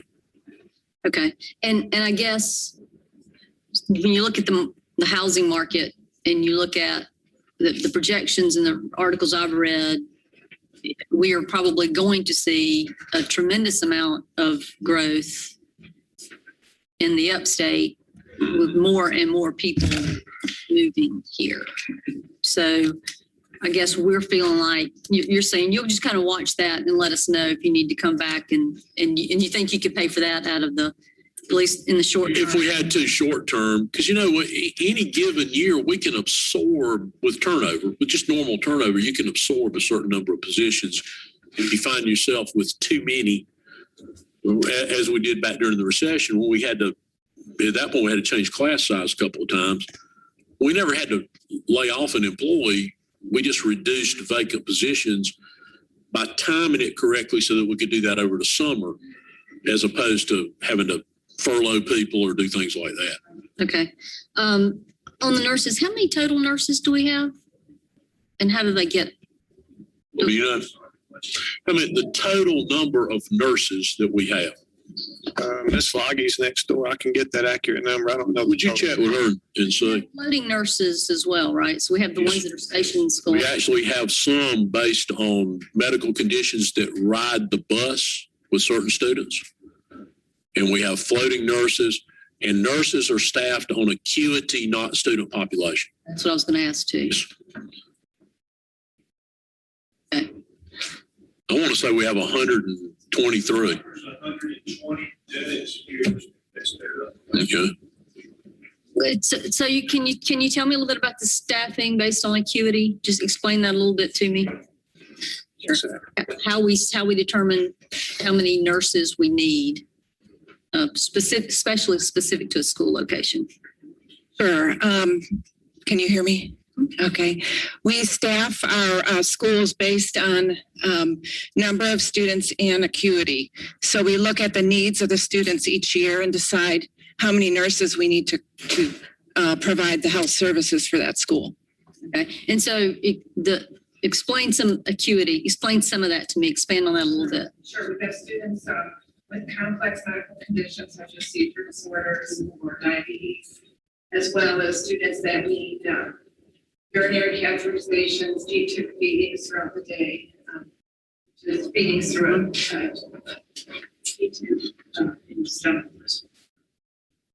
Can you hear me? Oh, that's better. Sorry. Medication administration throughout the school day, different sorts of testing, urine testing, urine collections. We have some students who have colostomies who need care throughout the day for that. How much difference do you see in, because I imagine if we're staffing based on that, then over time that changes if you're looking at that every year. So we have a lot of fluctuation in, okay, this year we have 2 nurses here, but next year move and so sometimes we do have that, but basically a lot of our students, say a student with diabetes, will be in the elementary setting typically from K-5 through 5th grade.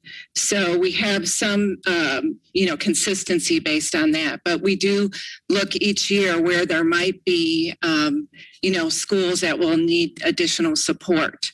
So we have halftime nurses, which we can place in different locations, as well as float nurses who also provide additional support to the schools.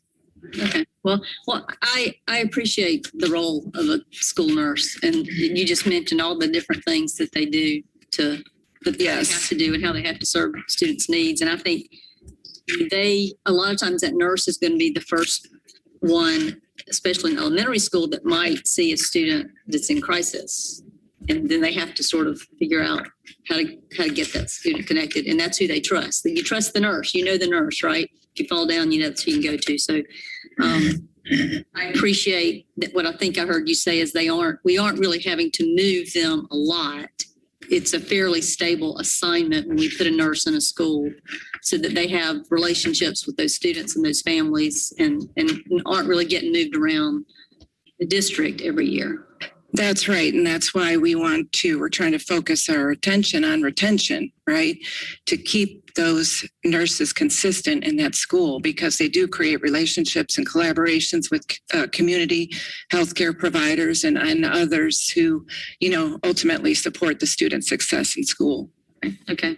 Well, thank you. I'm really appreciative of that we are looking at that and paying really close attention to the other staff beyond our teachers that are in the schools that really help ensure students' success. So thank you for answering that question.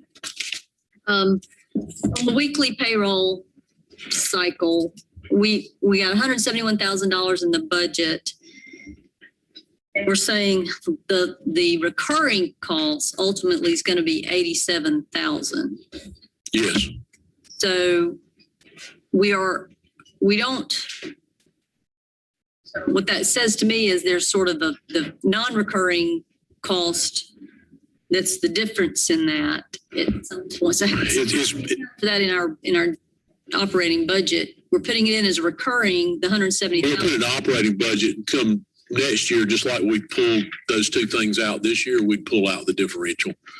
I don't know what the split is between the 2. Part of it's for temporary help while our people are working on the processes, and part of it's for consultants to take us through the process with our software. That's the 2 non FTE expenditures. So I guess my thought there with the question was, well, why wouldn't we want to pay for that with non-recurring funds? Maybe that's something that we can say that that's an adjustment we need to make because of the situation that people have economically right now. And can we pay for that out of ESSER or something else? And then put in the FTE when we know we have that recurring cost. I mean, we can do it that way. It's just the amount that is equal to, and the fact we would take it back out again.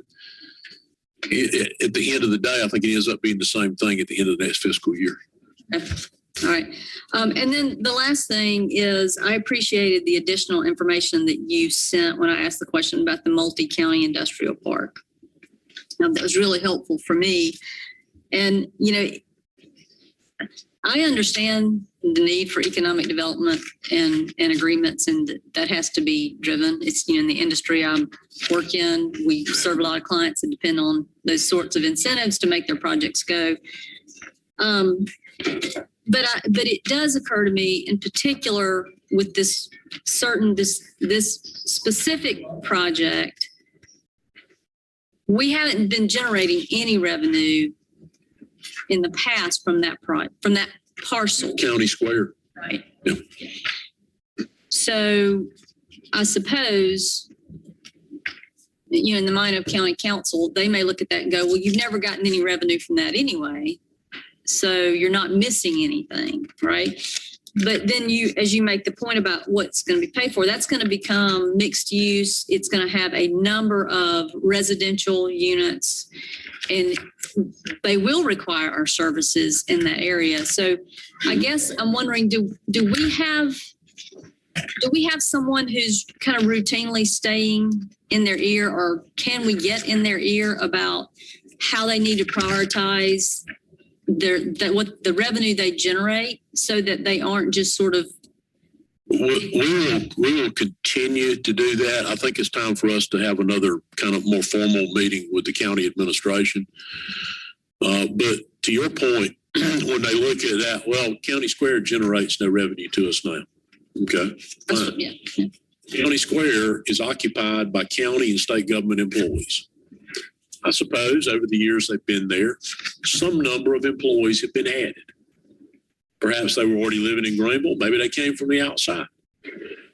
But from what I've seen, that would pale in comparison to you go in there and put up a 10-story or 8-story or whatever office building and bring in more people.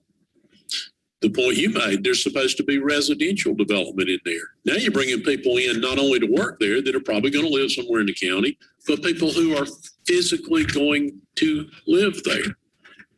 And they're moving into an area, though we have some planned expansions in and around the city of Greenville, where we basically have a lot of full schools. So the idea that it never generated any revenue, true, but it didn't generate much cost to us.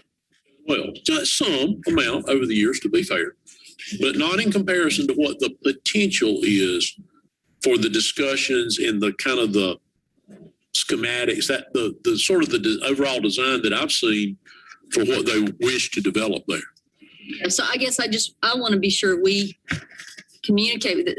I know that county council is appreciative of the school system that we have. It affords them the opportunity to market the county.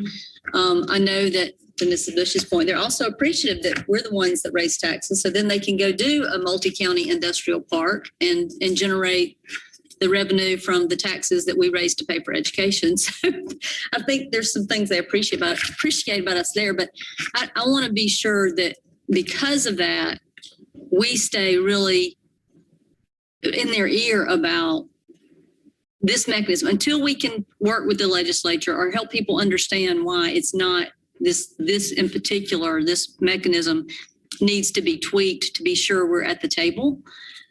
I want to be sure that we work with county council to help them understand, or the county administrator to help them understand, hey, your plans are to bring in 1,000 more residential units.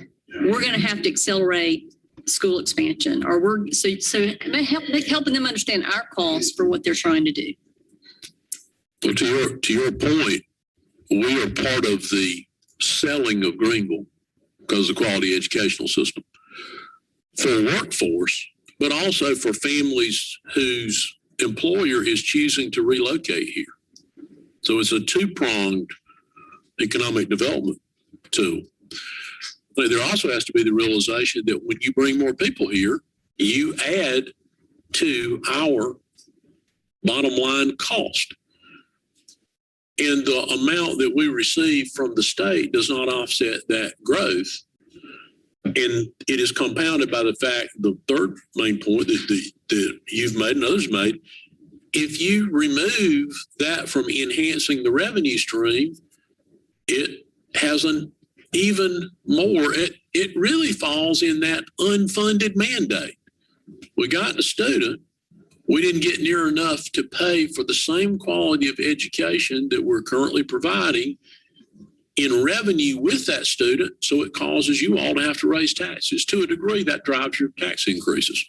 Right, right. So I think, that is a follow-up on Ms. Bush's point. You can point to us and say, look, they do a lot of millage raising, but whether it's a TIF or a multi-county industrial park, over the years, other taxing entities or other agencies in the county have been able to take advantage of that for their own, for our economic benefit as a whole, but not specific to education. So just wanted to offer that as well. So thanks for providing that additional detail to us so we can be sure we understand what those impacts are. Thank you. Is that it? Okay. Mr. Meek? Thank you, Ms. Wells. Madam Chairman. A couple of questions and a comment, I guess. Back on one of the slides, Dr. Oyster, you mentioned the initiatives over the last 10 years, the employee assistance programs. Yes, sir. Could you elaborate on that just a little bit? Yes, sir. I think Ms. Gibbs is in the room next door. I will begin to talk. She may need to fill in some of the details. You may recall that several years ago, we brought forth a request to kind of add as a part of our package of benefits an employee assistance program that covers some of the things that, for example, your insurance doesn't cover. Counseling, assistance with financial matters, assistance with family problems. This kind of, health insurance covers a very limited number of, for example, psychiatric or psychological services. This employee assistance plan helps to cover that. I think the total we're into is about $400,000, $500,000 for the entire district or something. It's a very low cost, but I think what Mr. Meek was most interested in is what are some of the specific benefits to employees and perhaps some of the feedback you've gotten from them. So you can get counseling for you or a family member that lives in your household up to 6 visits for any incident. So for example, if you have a child with a drug problem, that is free. They, in those 6 visits, will help determine next steps. They might find a program that's covered by your insurance. They may find something outside of your insurance.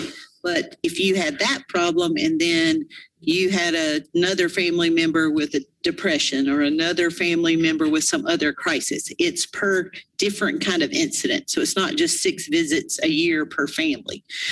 So we see it a lot for stress within a family. That's one of the primary uses.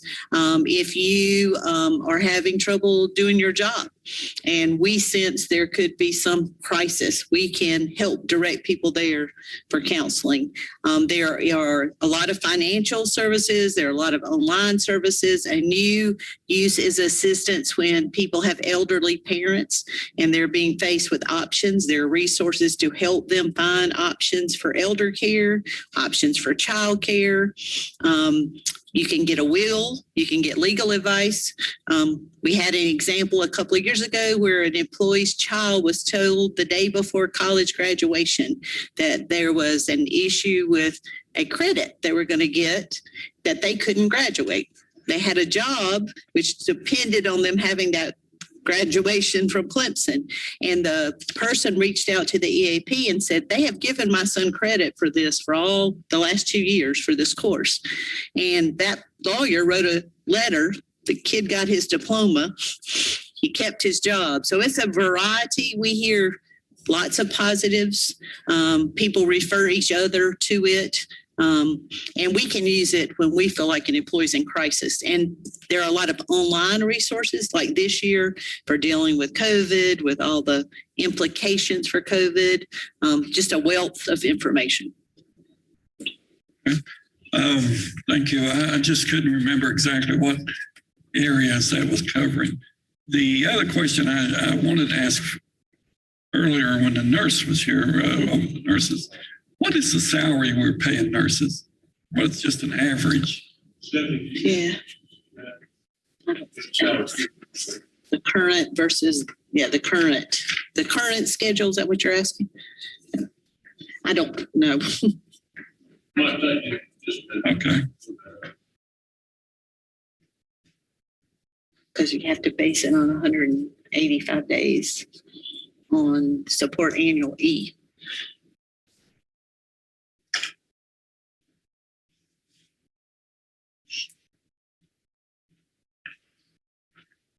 While they're looking at that, maybe you could answer one of the other questions and we'll go ahead. Going to the weekly payroll, are you just doing that for hourly employees? Is that right?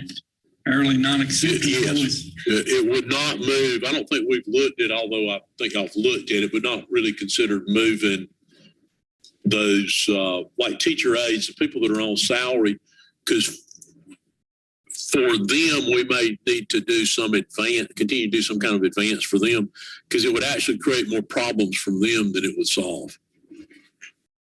Because they're getting paid over 12 months now. Okay, and you mentioned that I guess we're being competitive to other businesses throughout the county. Yeah, it's our understanding there are a few that are actually paying daily. And I don't think that's as common, but I think a weekly payroll is fairly common. Ms. Gibbs belongs to a group of like individuals, human resources folks from all sectors in the county. So private, public, that sort of thing.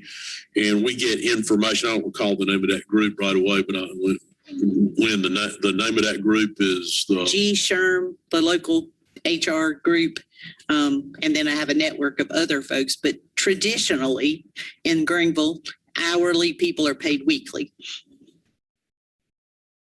Okay. It's just, I was just a little bit concerned, I guess. I think if I heard the discussion correctly, you're going to allow one additional person for the load over a period of time. Yes, sir. Based on our calculation of the load that the hourly is currently as a part of the total payroll, we believe that adding a person there, looking at the analysis of what they currently do for payroll, should be sufficient. If it turns out not to be, we might be back next year, but we believe that's correct. How many employees do we have in payroll now? I believe there's 6 that actually perform functions related to payroll. They're not all necessarily in payroll.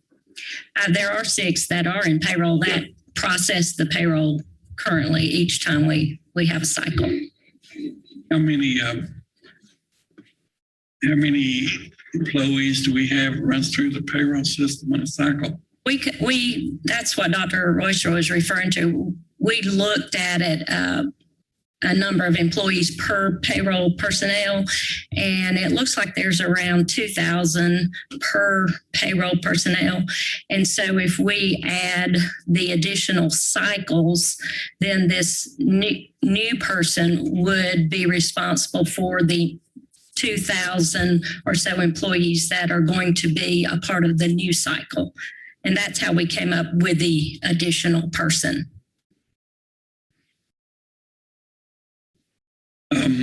The hourly employees, how do I say this? The hourly employees, do they have more questions than someone, teachers and other professional staff? I don't know that we can. Similar. Similar, I would think. Yeah. Yeah, you know, they're paid based on the hours that they work.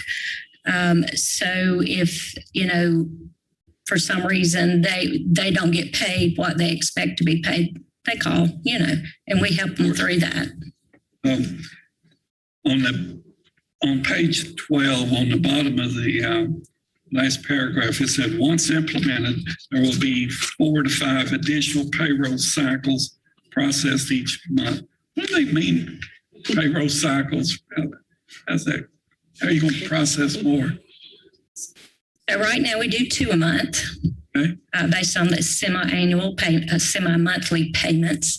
So if we add 1 more for every week in a month, then there's 4 weeks in most months. So that would add 4 additional payroll runs or cycles.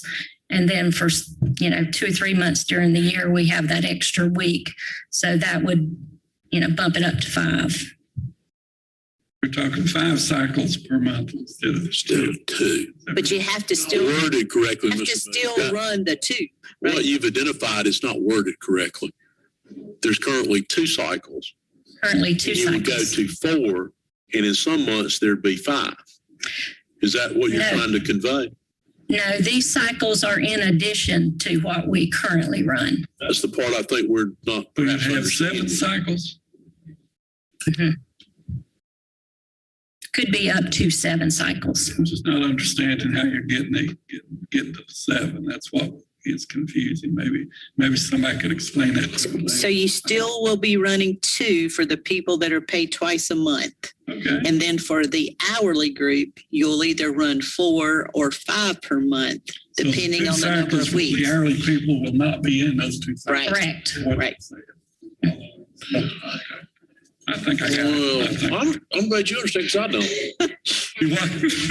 I'm glad you understand it because I don't. Well, call me and I'll explain it to you. You pay hourly employees now twice a month. Yes, sir. Twice a month on 2 fixed dates, Yes, sir. which is 24 times a year. Mhm.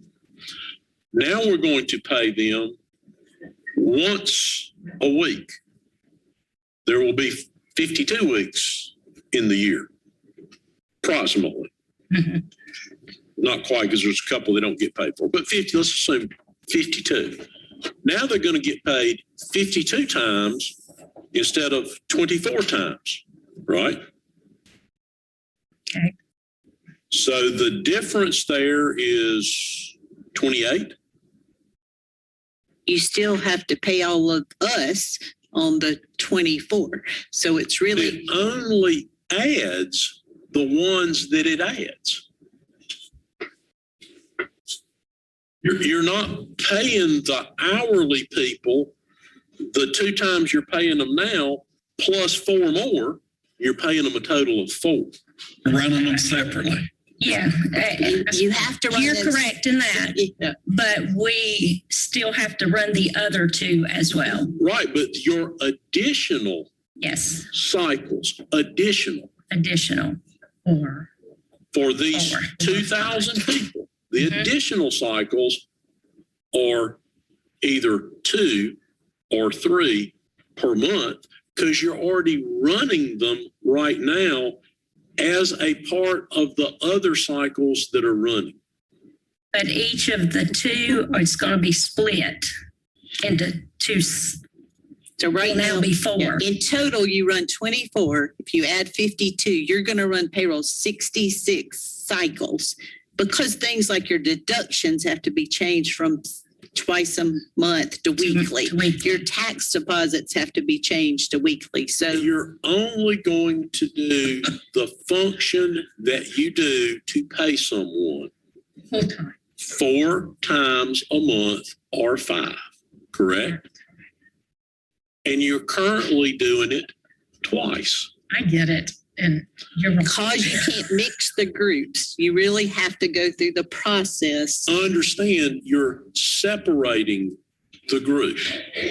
But right now you're running, if you want to look at it that way, you're running a payroll for these 2,000 people with the other 10,000 you run.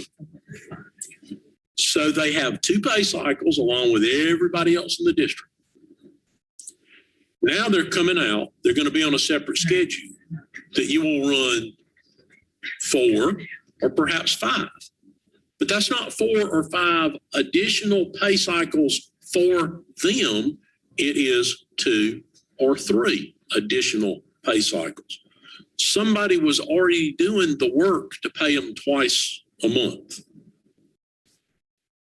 So that figured into the calculation of how much additional work would be required to increase the frequency with which they were paid. But they got to run the 2 plus the 4. It's just like water and vinegar. They won't mix. They got to run them separate. They won't. There is some work that will be different because you have to run it 3 to 4 times, but you're not going to do 4 times the work. We want to make sure that we're not claiming we're doing something that we're not fully doing. That's what I was asking about the one person. If you're going to want to increase all the work, I'm not sure that one person. Well, and if they get bogged down, I'm sure they'll let you know. Well, I think the point there is part of this right now is speculative. Because we've simply taken the current workload and said, all right, well, you're going to do this 2,000 more frequently. We have yet to have those consultants come in and say, you got to take this step, this step, this step, and this step. They may come in and say, well, you perhaps have overestimated that. Okay. They may come in and say, you've underestimated that. So this is obviously a transition year. At some point, preferably January the 1st, because we don't want it to cross IRS years, but preferably January the 1st, we'd make that conversion. Our experience for the rest of the year might be, well, this wasn't enough, or it was sufficient. And if it's not enough, then we'll come back and say, well, can't do it with this 1.0 FTE. We need a 1.5 or something. Okay. But I think that may have been kind of getting at your question. Yeah, I'm not as confused. I'm going to leave it there. I'm okay. Get the nurse. If I understand, it's getting close to lunchtime, so that's right. I'm getting close to the last speaker. What Mr. Lewis was referring to earlier, the revenues over expenditures, $22 million difference. Is that correct? Yes, sir. Exact amount, Robin. Exact amount of difference between revenue and expense. 22 million. Okay. So at some point in time in the future, we would come to that cliff that you talked about earlier a month ago. Yes, sir. Okay, but you're going to keep us going over that cliff. Yes, sir. We want to shorten the fall. Yes. Our projection, going back to the analogy we used then, is that this creates a hole. That cliff creates a hole. As we run up to that cliff, we believe that additional revenue will start filling that hole. And at some point, the two will intersect. Now, it might require some action on your part to make them intersect. It might. I don't know that it will naturally occur. It might require some action on your part, i.e. a millage increase. We can't predict that. It would be a modest one based on past experience. And that would fill that hole, then you could keep right on going. And we think that's very likely. The other thing that, we not only look at, we look at these national forecasts for finance and that sort of thing. We also rely very heavily on what the BEA is saying to the General Assembly. And their most recent report, the Board of Economic Advisors' most recent report, is pretty positive as far as certainly very positive in non-recurring revenues and pretty positive in recurring revenues. And, the tourism is still a huge driver in the state of state tax revenue. And it would appear that has been in the spring and will go into the summer continue to be a booming and improving industry. And we currently have a reserve fund of $171 million. Is that what it is? Yes, sir. $171 million. Yes, sir. Okay. For some historical perspective. Back in when Tim Jenny was here, when Dr. Kearns left back in the early 90s, I think our reserve fund balance was around $5-6 million. And I think somewhere along where we did that. So I know we're a long ways from that. And if we used $20 million a year out of that for 5 years, we'd still be above our 8%, I believe, somewhere close to it. Even assuming that you don't add anything to it in the intervening years. So I think that kind of goes back to what we believe these are pretty conservative recommendations. And for those board members who've been lucky and not had to vote for a tax increase, I think every one of those superintendents, including the present superintendent, has recommended a tax increase at some point in time in their career here in Greenville County, because I know I voted for most of them. So I think that, and what has always amazed me is every superintendent has always looked at the millage increases.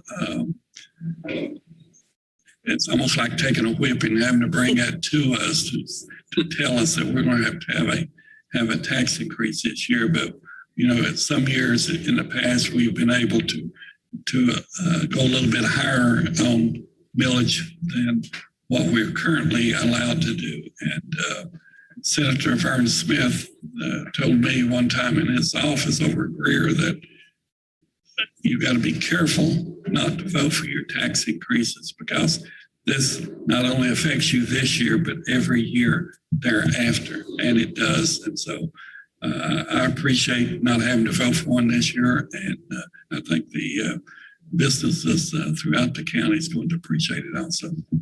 Thank you all again. Thank you. Thank you, Mr. Meek. There are no other speakers. Dr. Royster, anytime I hear non-reoccurring funds, I get concerned. And I know that the legislature really puts that on us by the recommendation of millage increase for inflation and population growth. But I really do have concerns, especially when we are asked to give a 2% increase and we're asked to do this and that, and we're mandated by our legislation, but yet it's not continuously funded. We have to make up that expense. However, with that being said, I just like to say that I appreciate that you are a visionary and that you know so much about this district, the operation, and all areas that we look at continuously. Not many superintendents that I know everything about their districts. They should, but they don't. And I can honestly say that I have experienced over the years that you can always answer questions about all areas, where it's athletic, special ed, finances, buses, I mean, you name it. And I appreciate your knowledge and experience. And if for some reason you don't know the exact numbers, you will find out and get it back to us. I appreciate that. A lot of people in this district do not realize that we have close to 1,000 employees, 6,500 being teachers and aides and so forth, and the rest made up of nurses, RNs, LPs, mental health teachers, social workers, custodio, school psychologists, food and nutrition, and the list goes on. People don't understand the intensity and the makeup of everyday operations in this district to meet the needs of our students, our children, our parents, and all of the specialties that our students need on a daily basis. I appreciate the district understanding. I appreciate this district taking into consideration everything that's needed to run this district. But most of all, I appreciate because at our first budget meeting at MT Anderson, I was hit by all the small business owners and they said, "Are you increasing our taxes?" And I said, "No." And I mean, literally, I got hugs, which I haven't gotten many this year from anybody in the community, but I did. And then I said, "But anything can happen. Don't hug me yet. Don't, I'll take the hug now, but don't. Anything can happen. We might come back with something else." And like Ms. Morrison Fair said, let's celebrate today. And I finished it and said, because tomorrow's not promised. But I appreciate this no millage increase. And I'd like to also remind everyone that we will take no action today, but we will be meeting on May 18th for the second reading. And at that time, all questions from the board members arising from a reading shall be answered by the administration prior to the reading. And the meeting to consider the final reading of the budget shall be only meeting of the board on that date, and a hearing solely for public comment is not considered a meeting of the board or an agenda item for the purpose of this policy, which means we could have that second reading, and after that second reading, we could vote on the budget, or we could go to a third. But we could, depending on where we are. And just please be at the meeting at 6 p.m. because we do encourage the public to give their comments. So, thank you, Ms. Venezuela. One reminder, Yes, in order that we answer your questions by the second reading, we would need to have them by May the 6th. 1 week from today, yes, sir. Which gives us sufficient time to answer whatever questions you might have. And I think there may have been some arising out of this today. They would have already made notes of those. So thank you very much. Thank you. I appreciate it. Madam Chairman, I have a question. Mr. Suddeth, finish us up. From this stack, what is the value of a bill, monetary value? It's 1.3 million. All right, so we're going to lose probably $4.5 to $5 million. We have 15 mills, so that means we now have 10.9 mills that we can use from there on out. Right? Not including what could be added to that this year. What we have right now, not right. And lastly, the fund balance. We're using $22,960,000. How much more of a fund balance could we use before we would not be able to maintain our rating? We always look at the 8.33% that the board requires, and we would definitely not want to go below that amount, which is around 56 million right now. So you're telling me, Ms. Stack, we're at the limit of our village, or? I'm just saying we would not want to go below that amount. If we went below that amount, what would happen? It would affect our bond ratings. Okay, so we're at the limit. We are above the limit. $22,960,000. That's all the fund balance we can use. If we use any additional fund balance, it can affect our rating.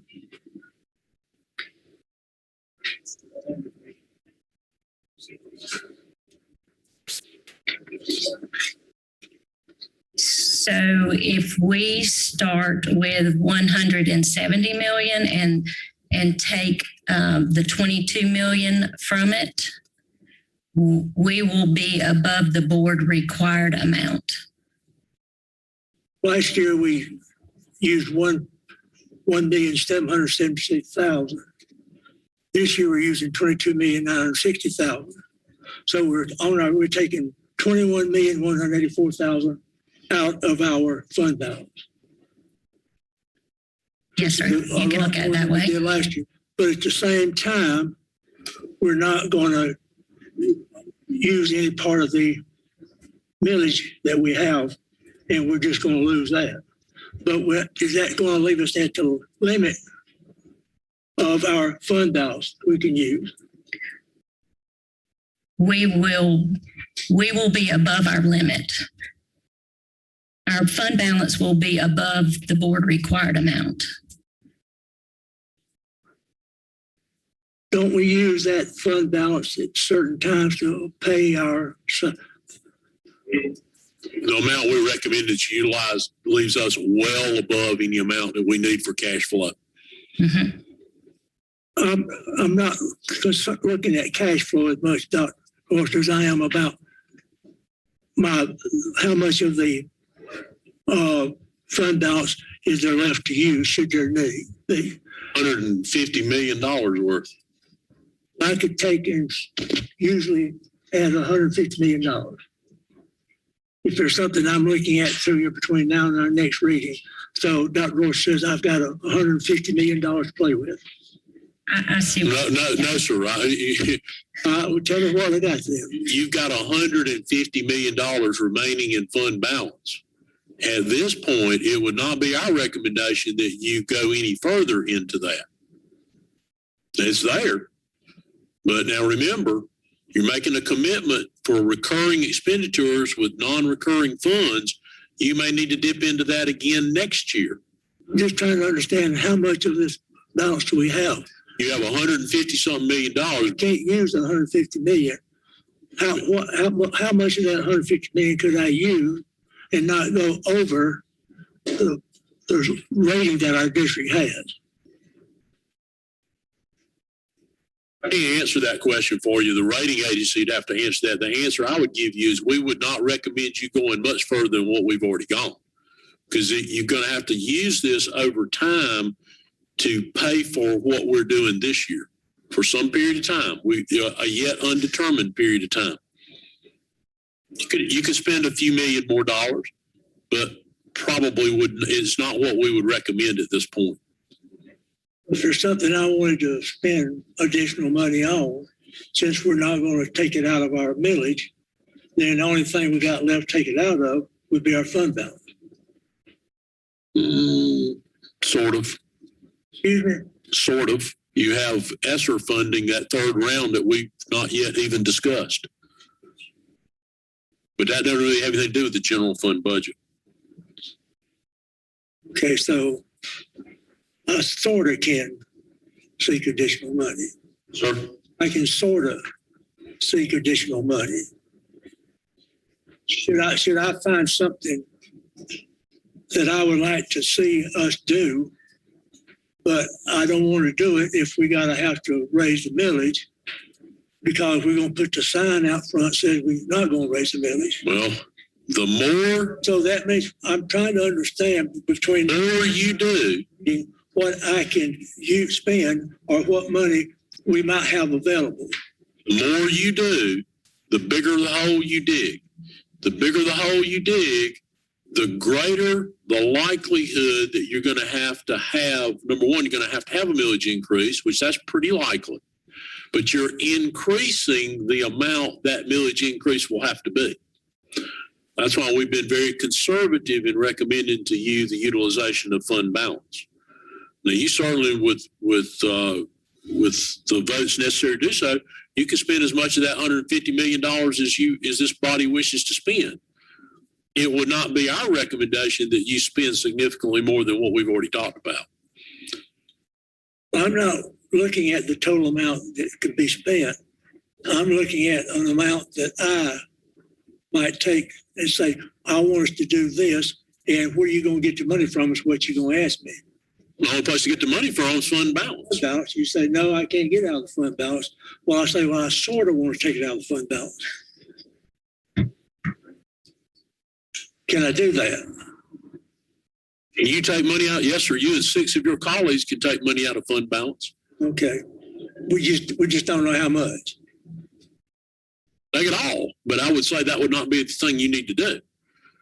In fact, I would be very hesitant to recommend at this point any significant amount beyond that which we've already recommended, which is $20-something million.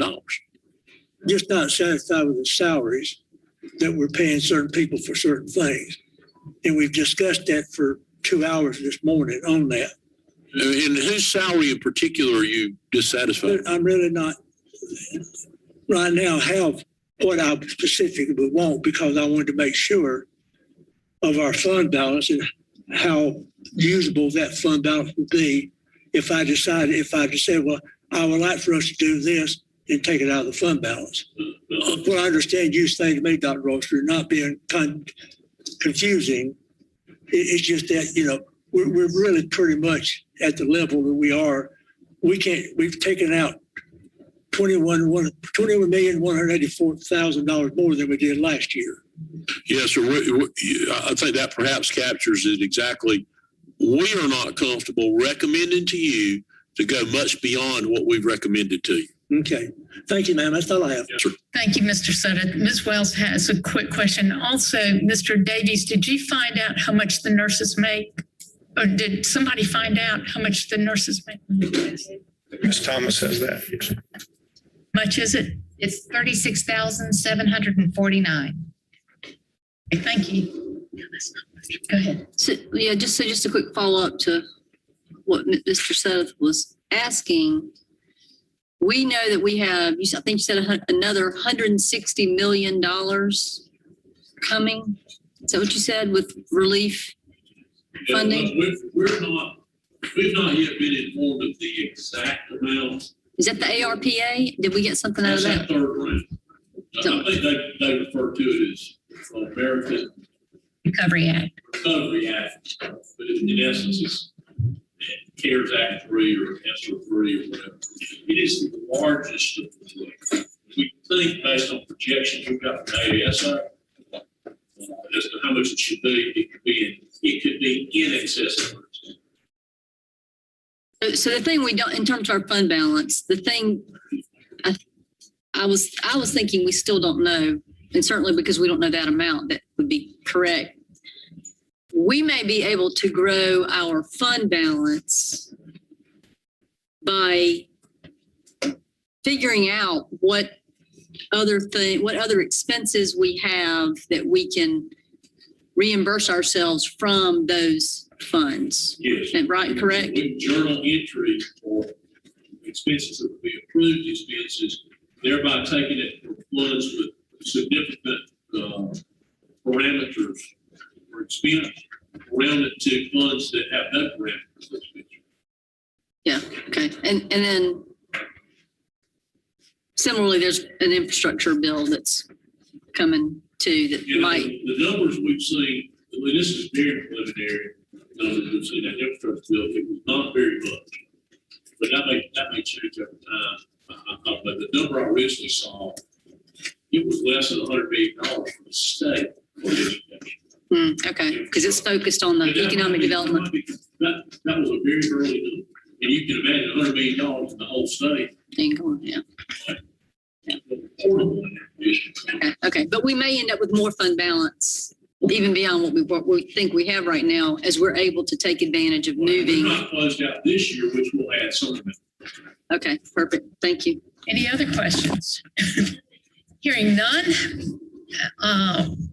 Without objection, we are done today. Thank you.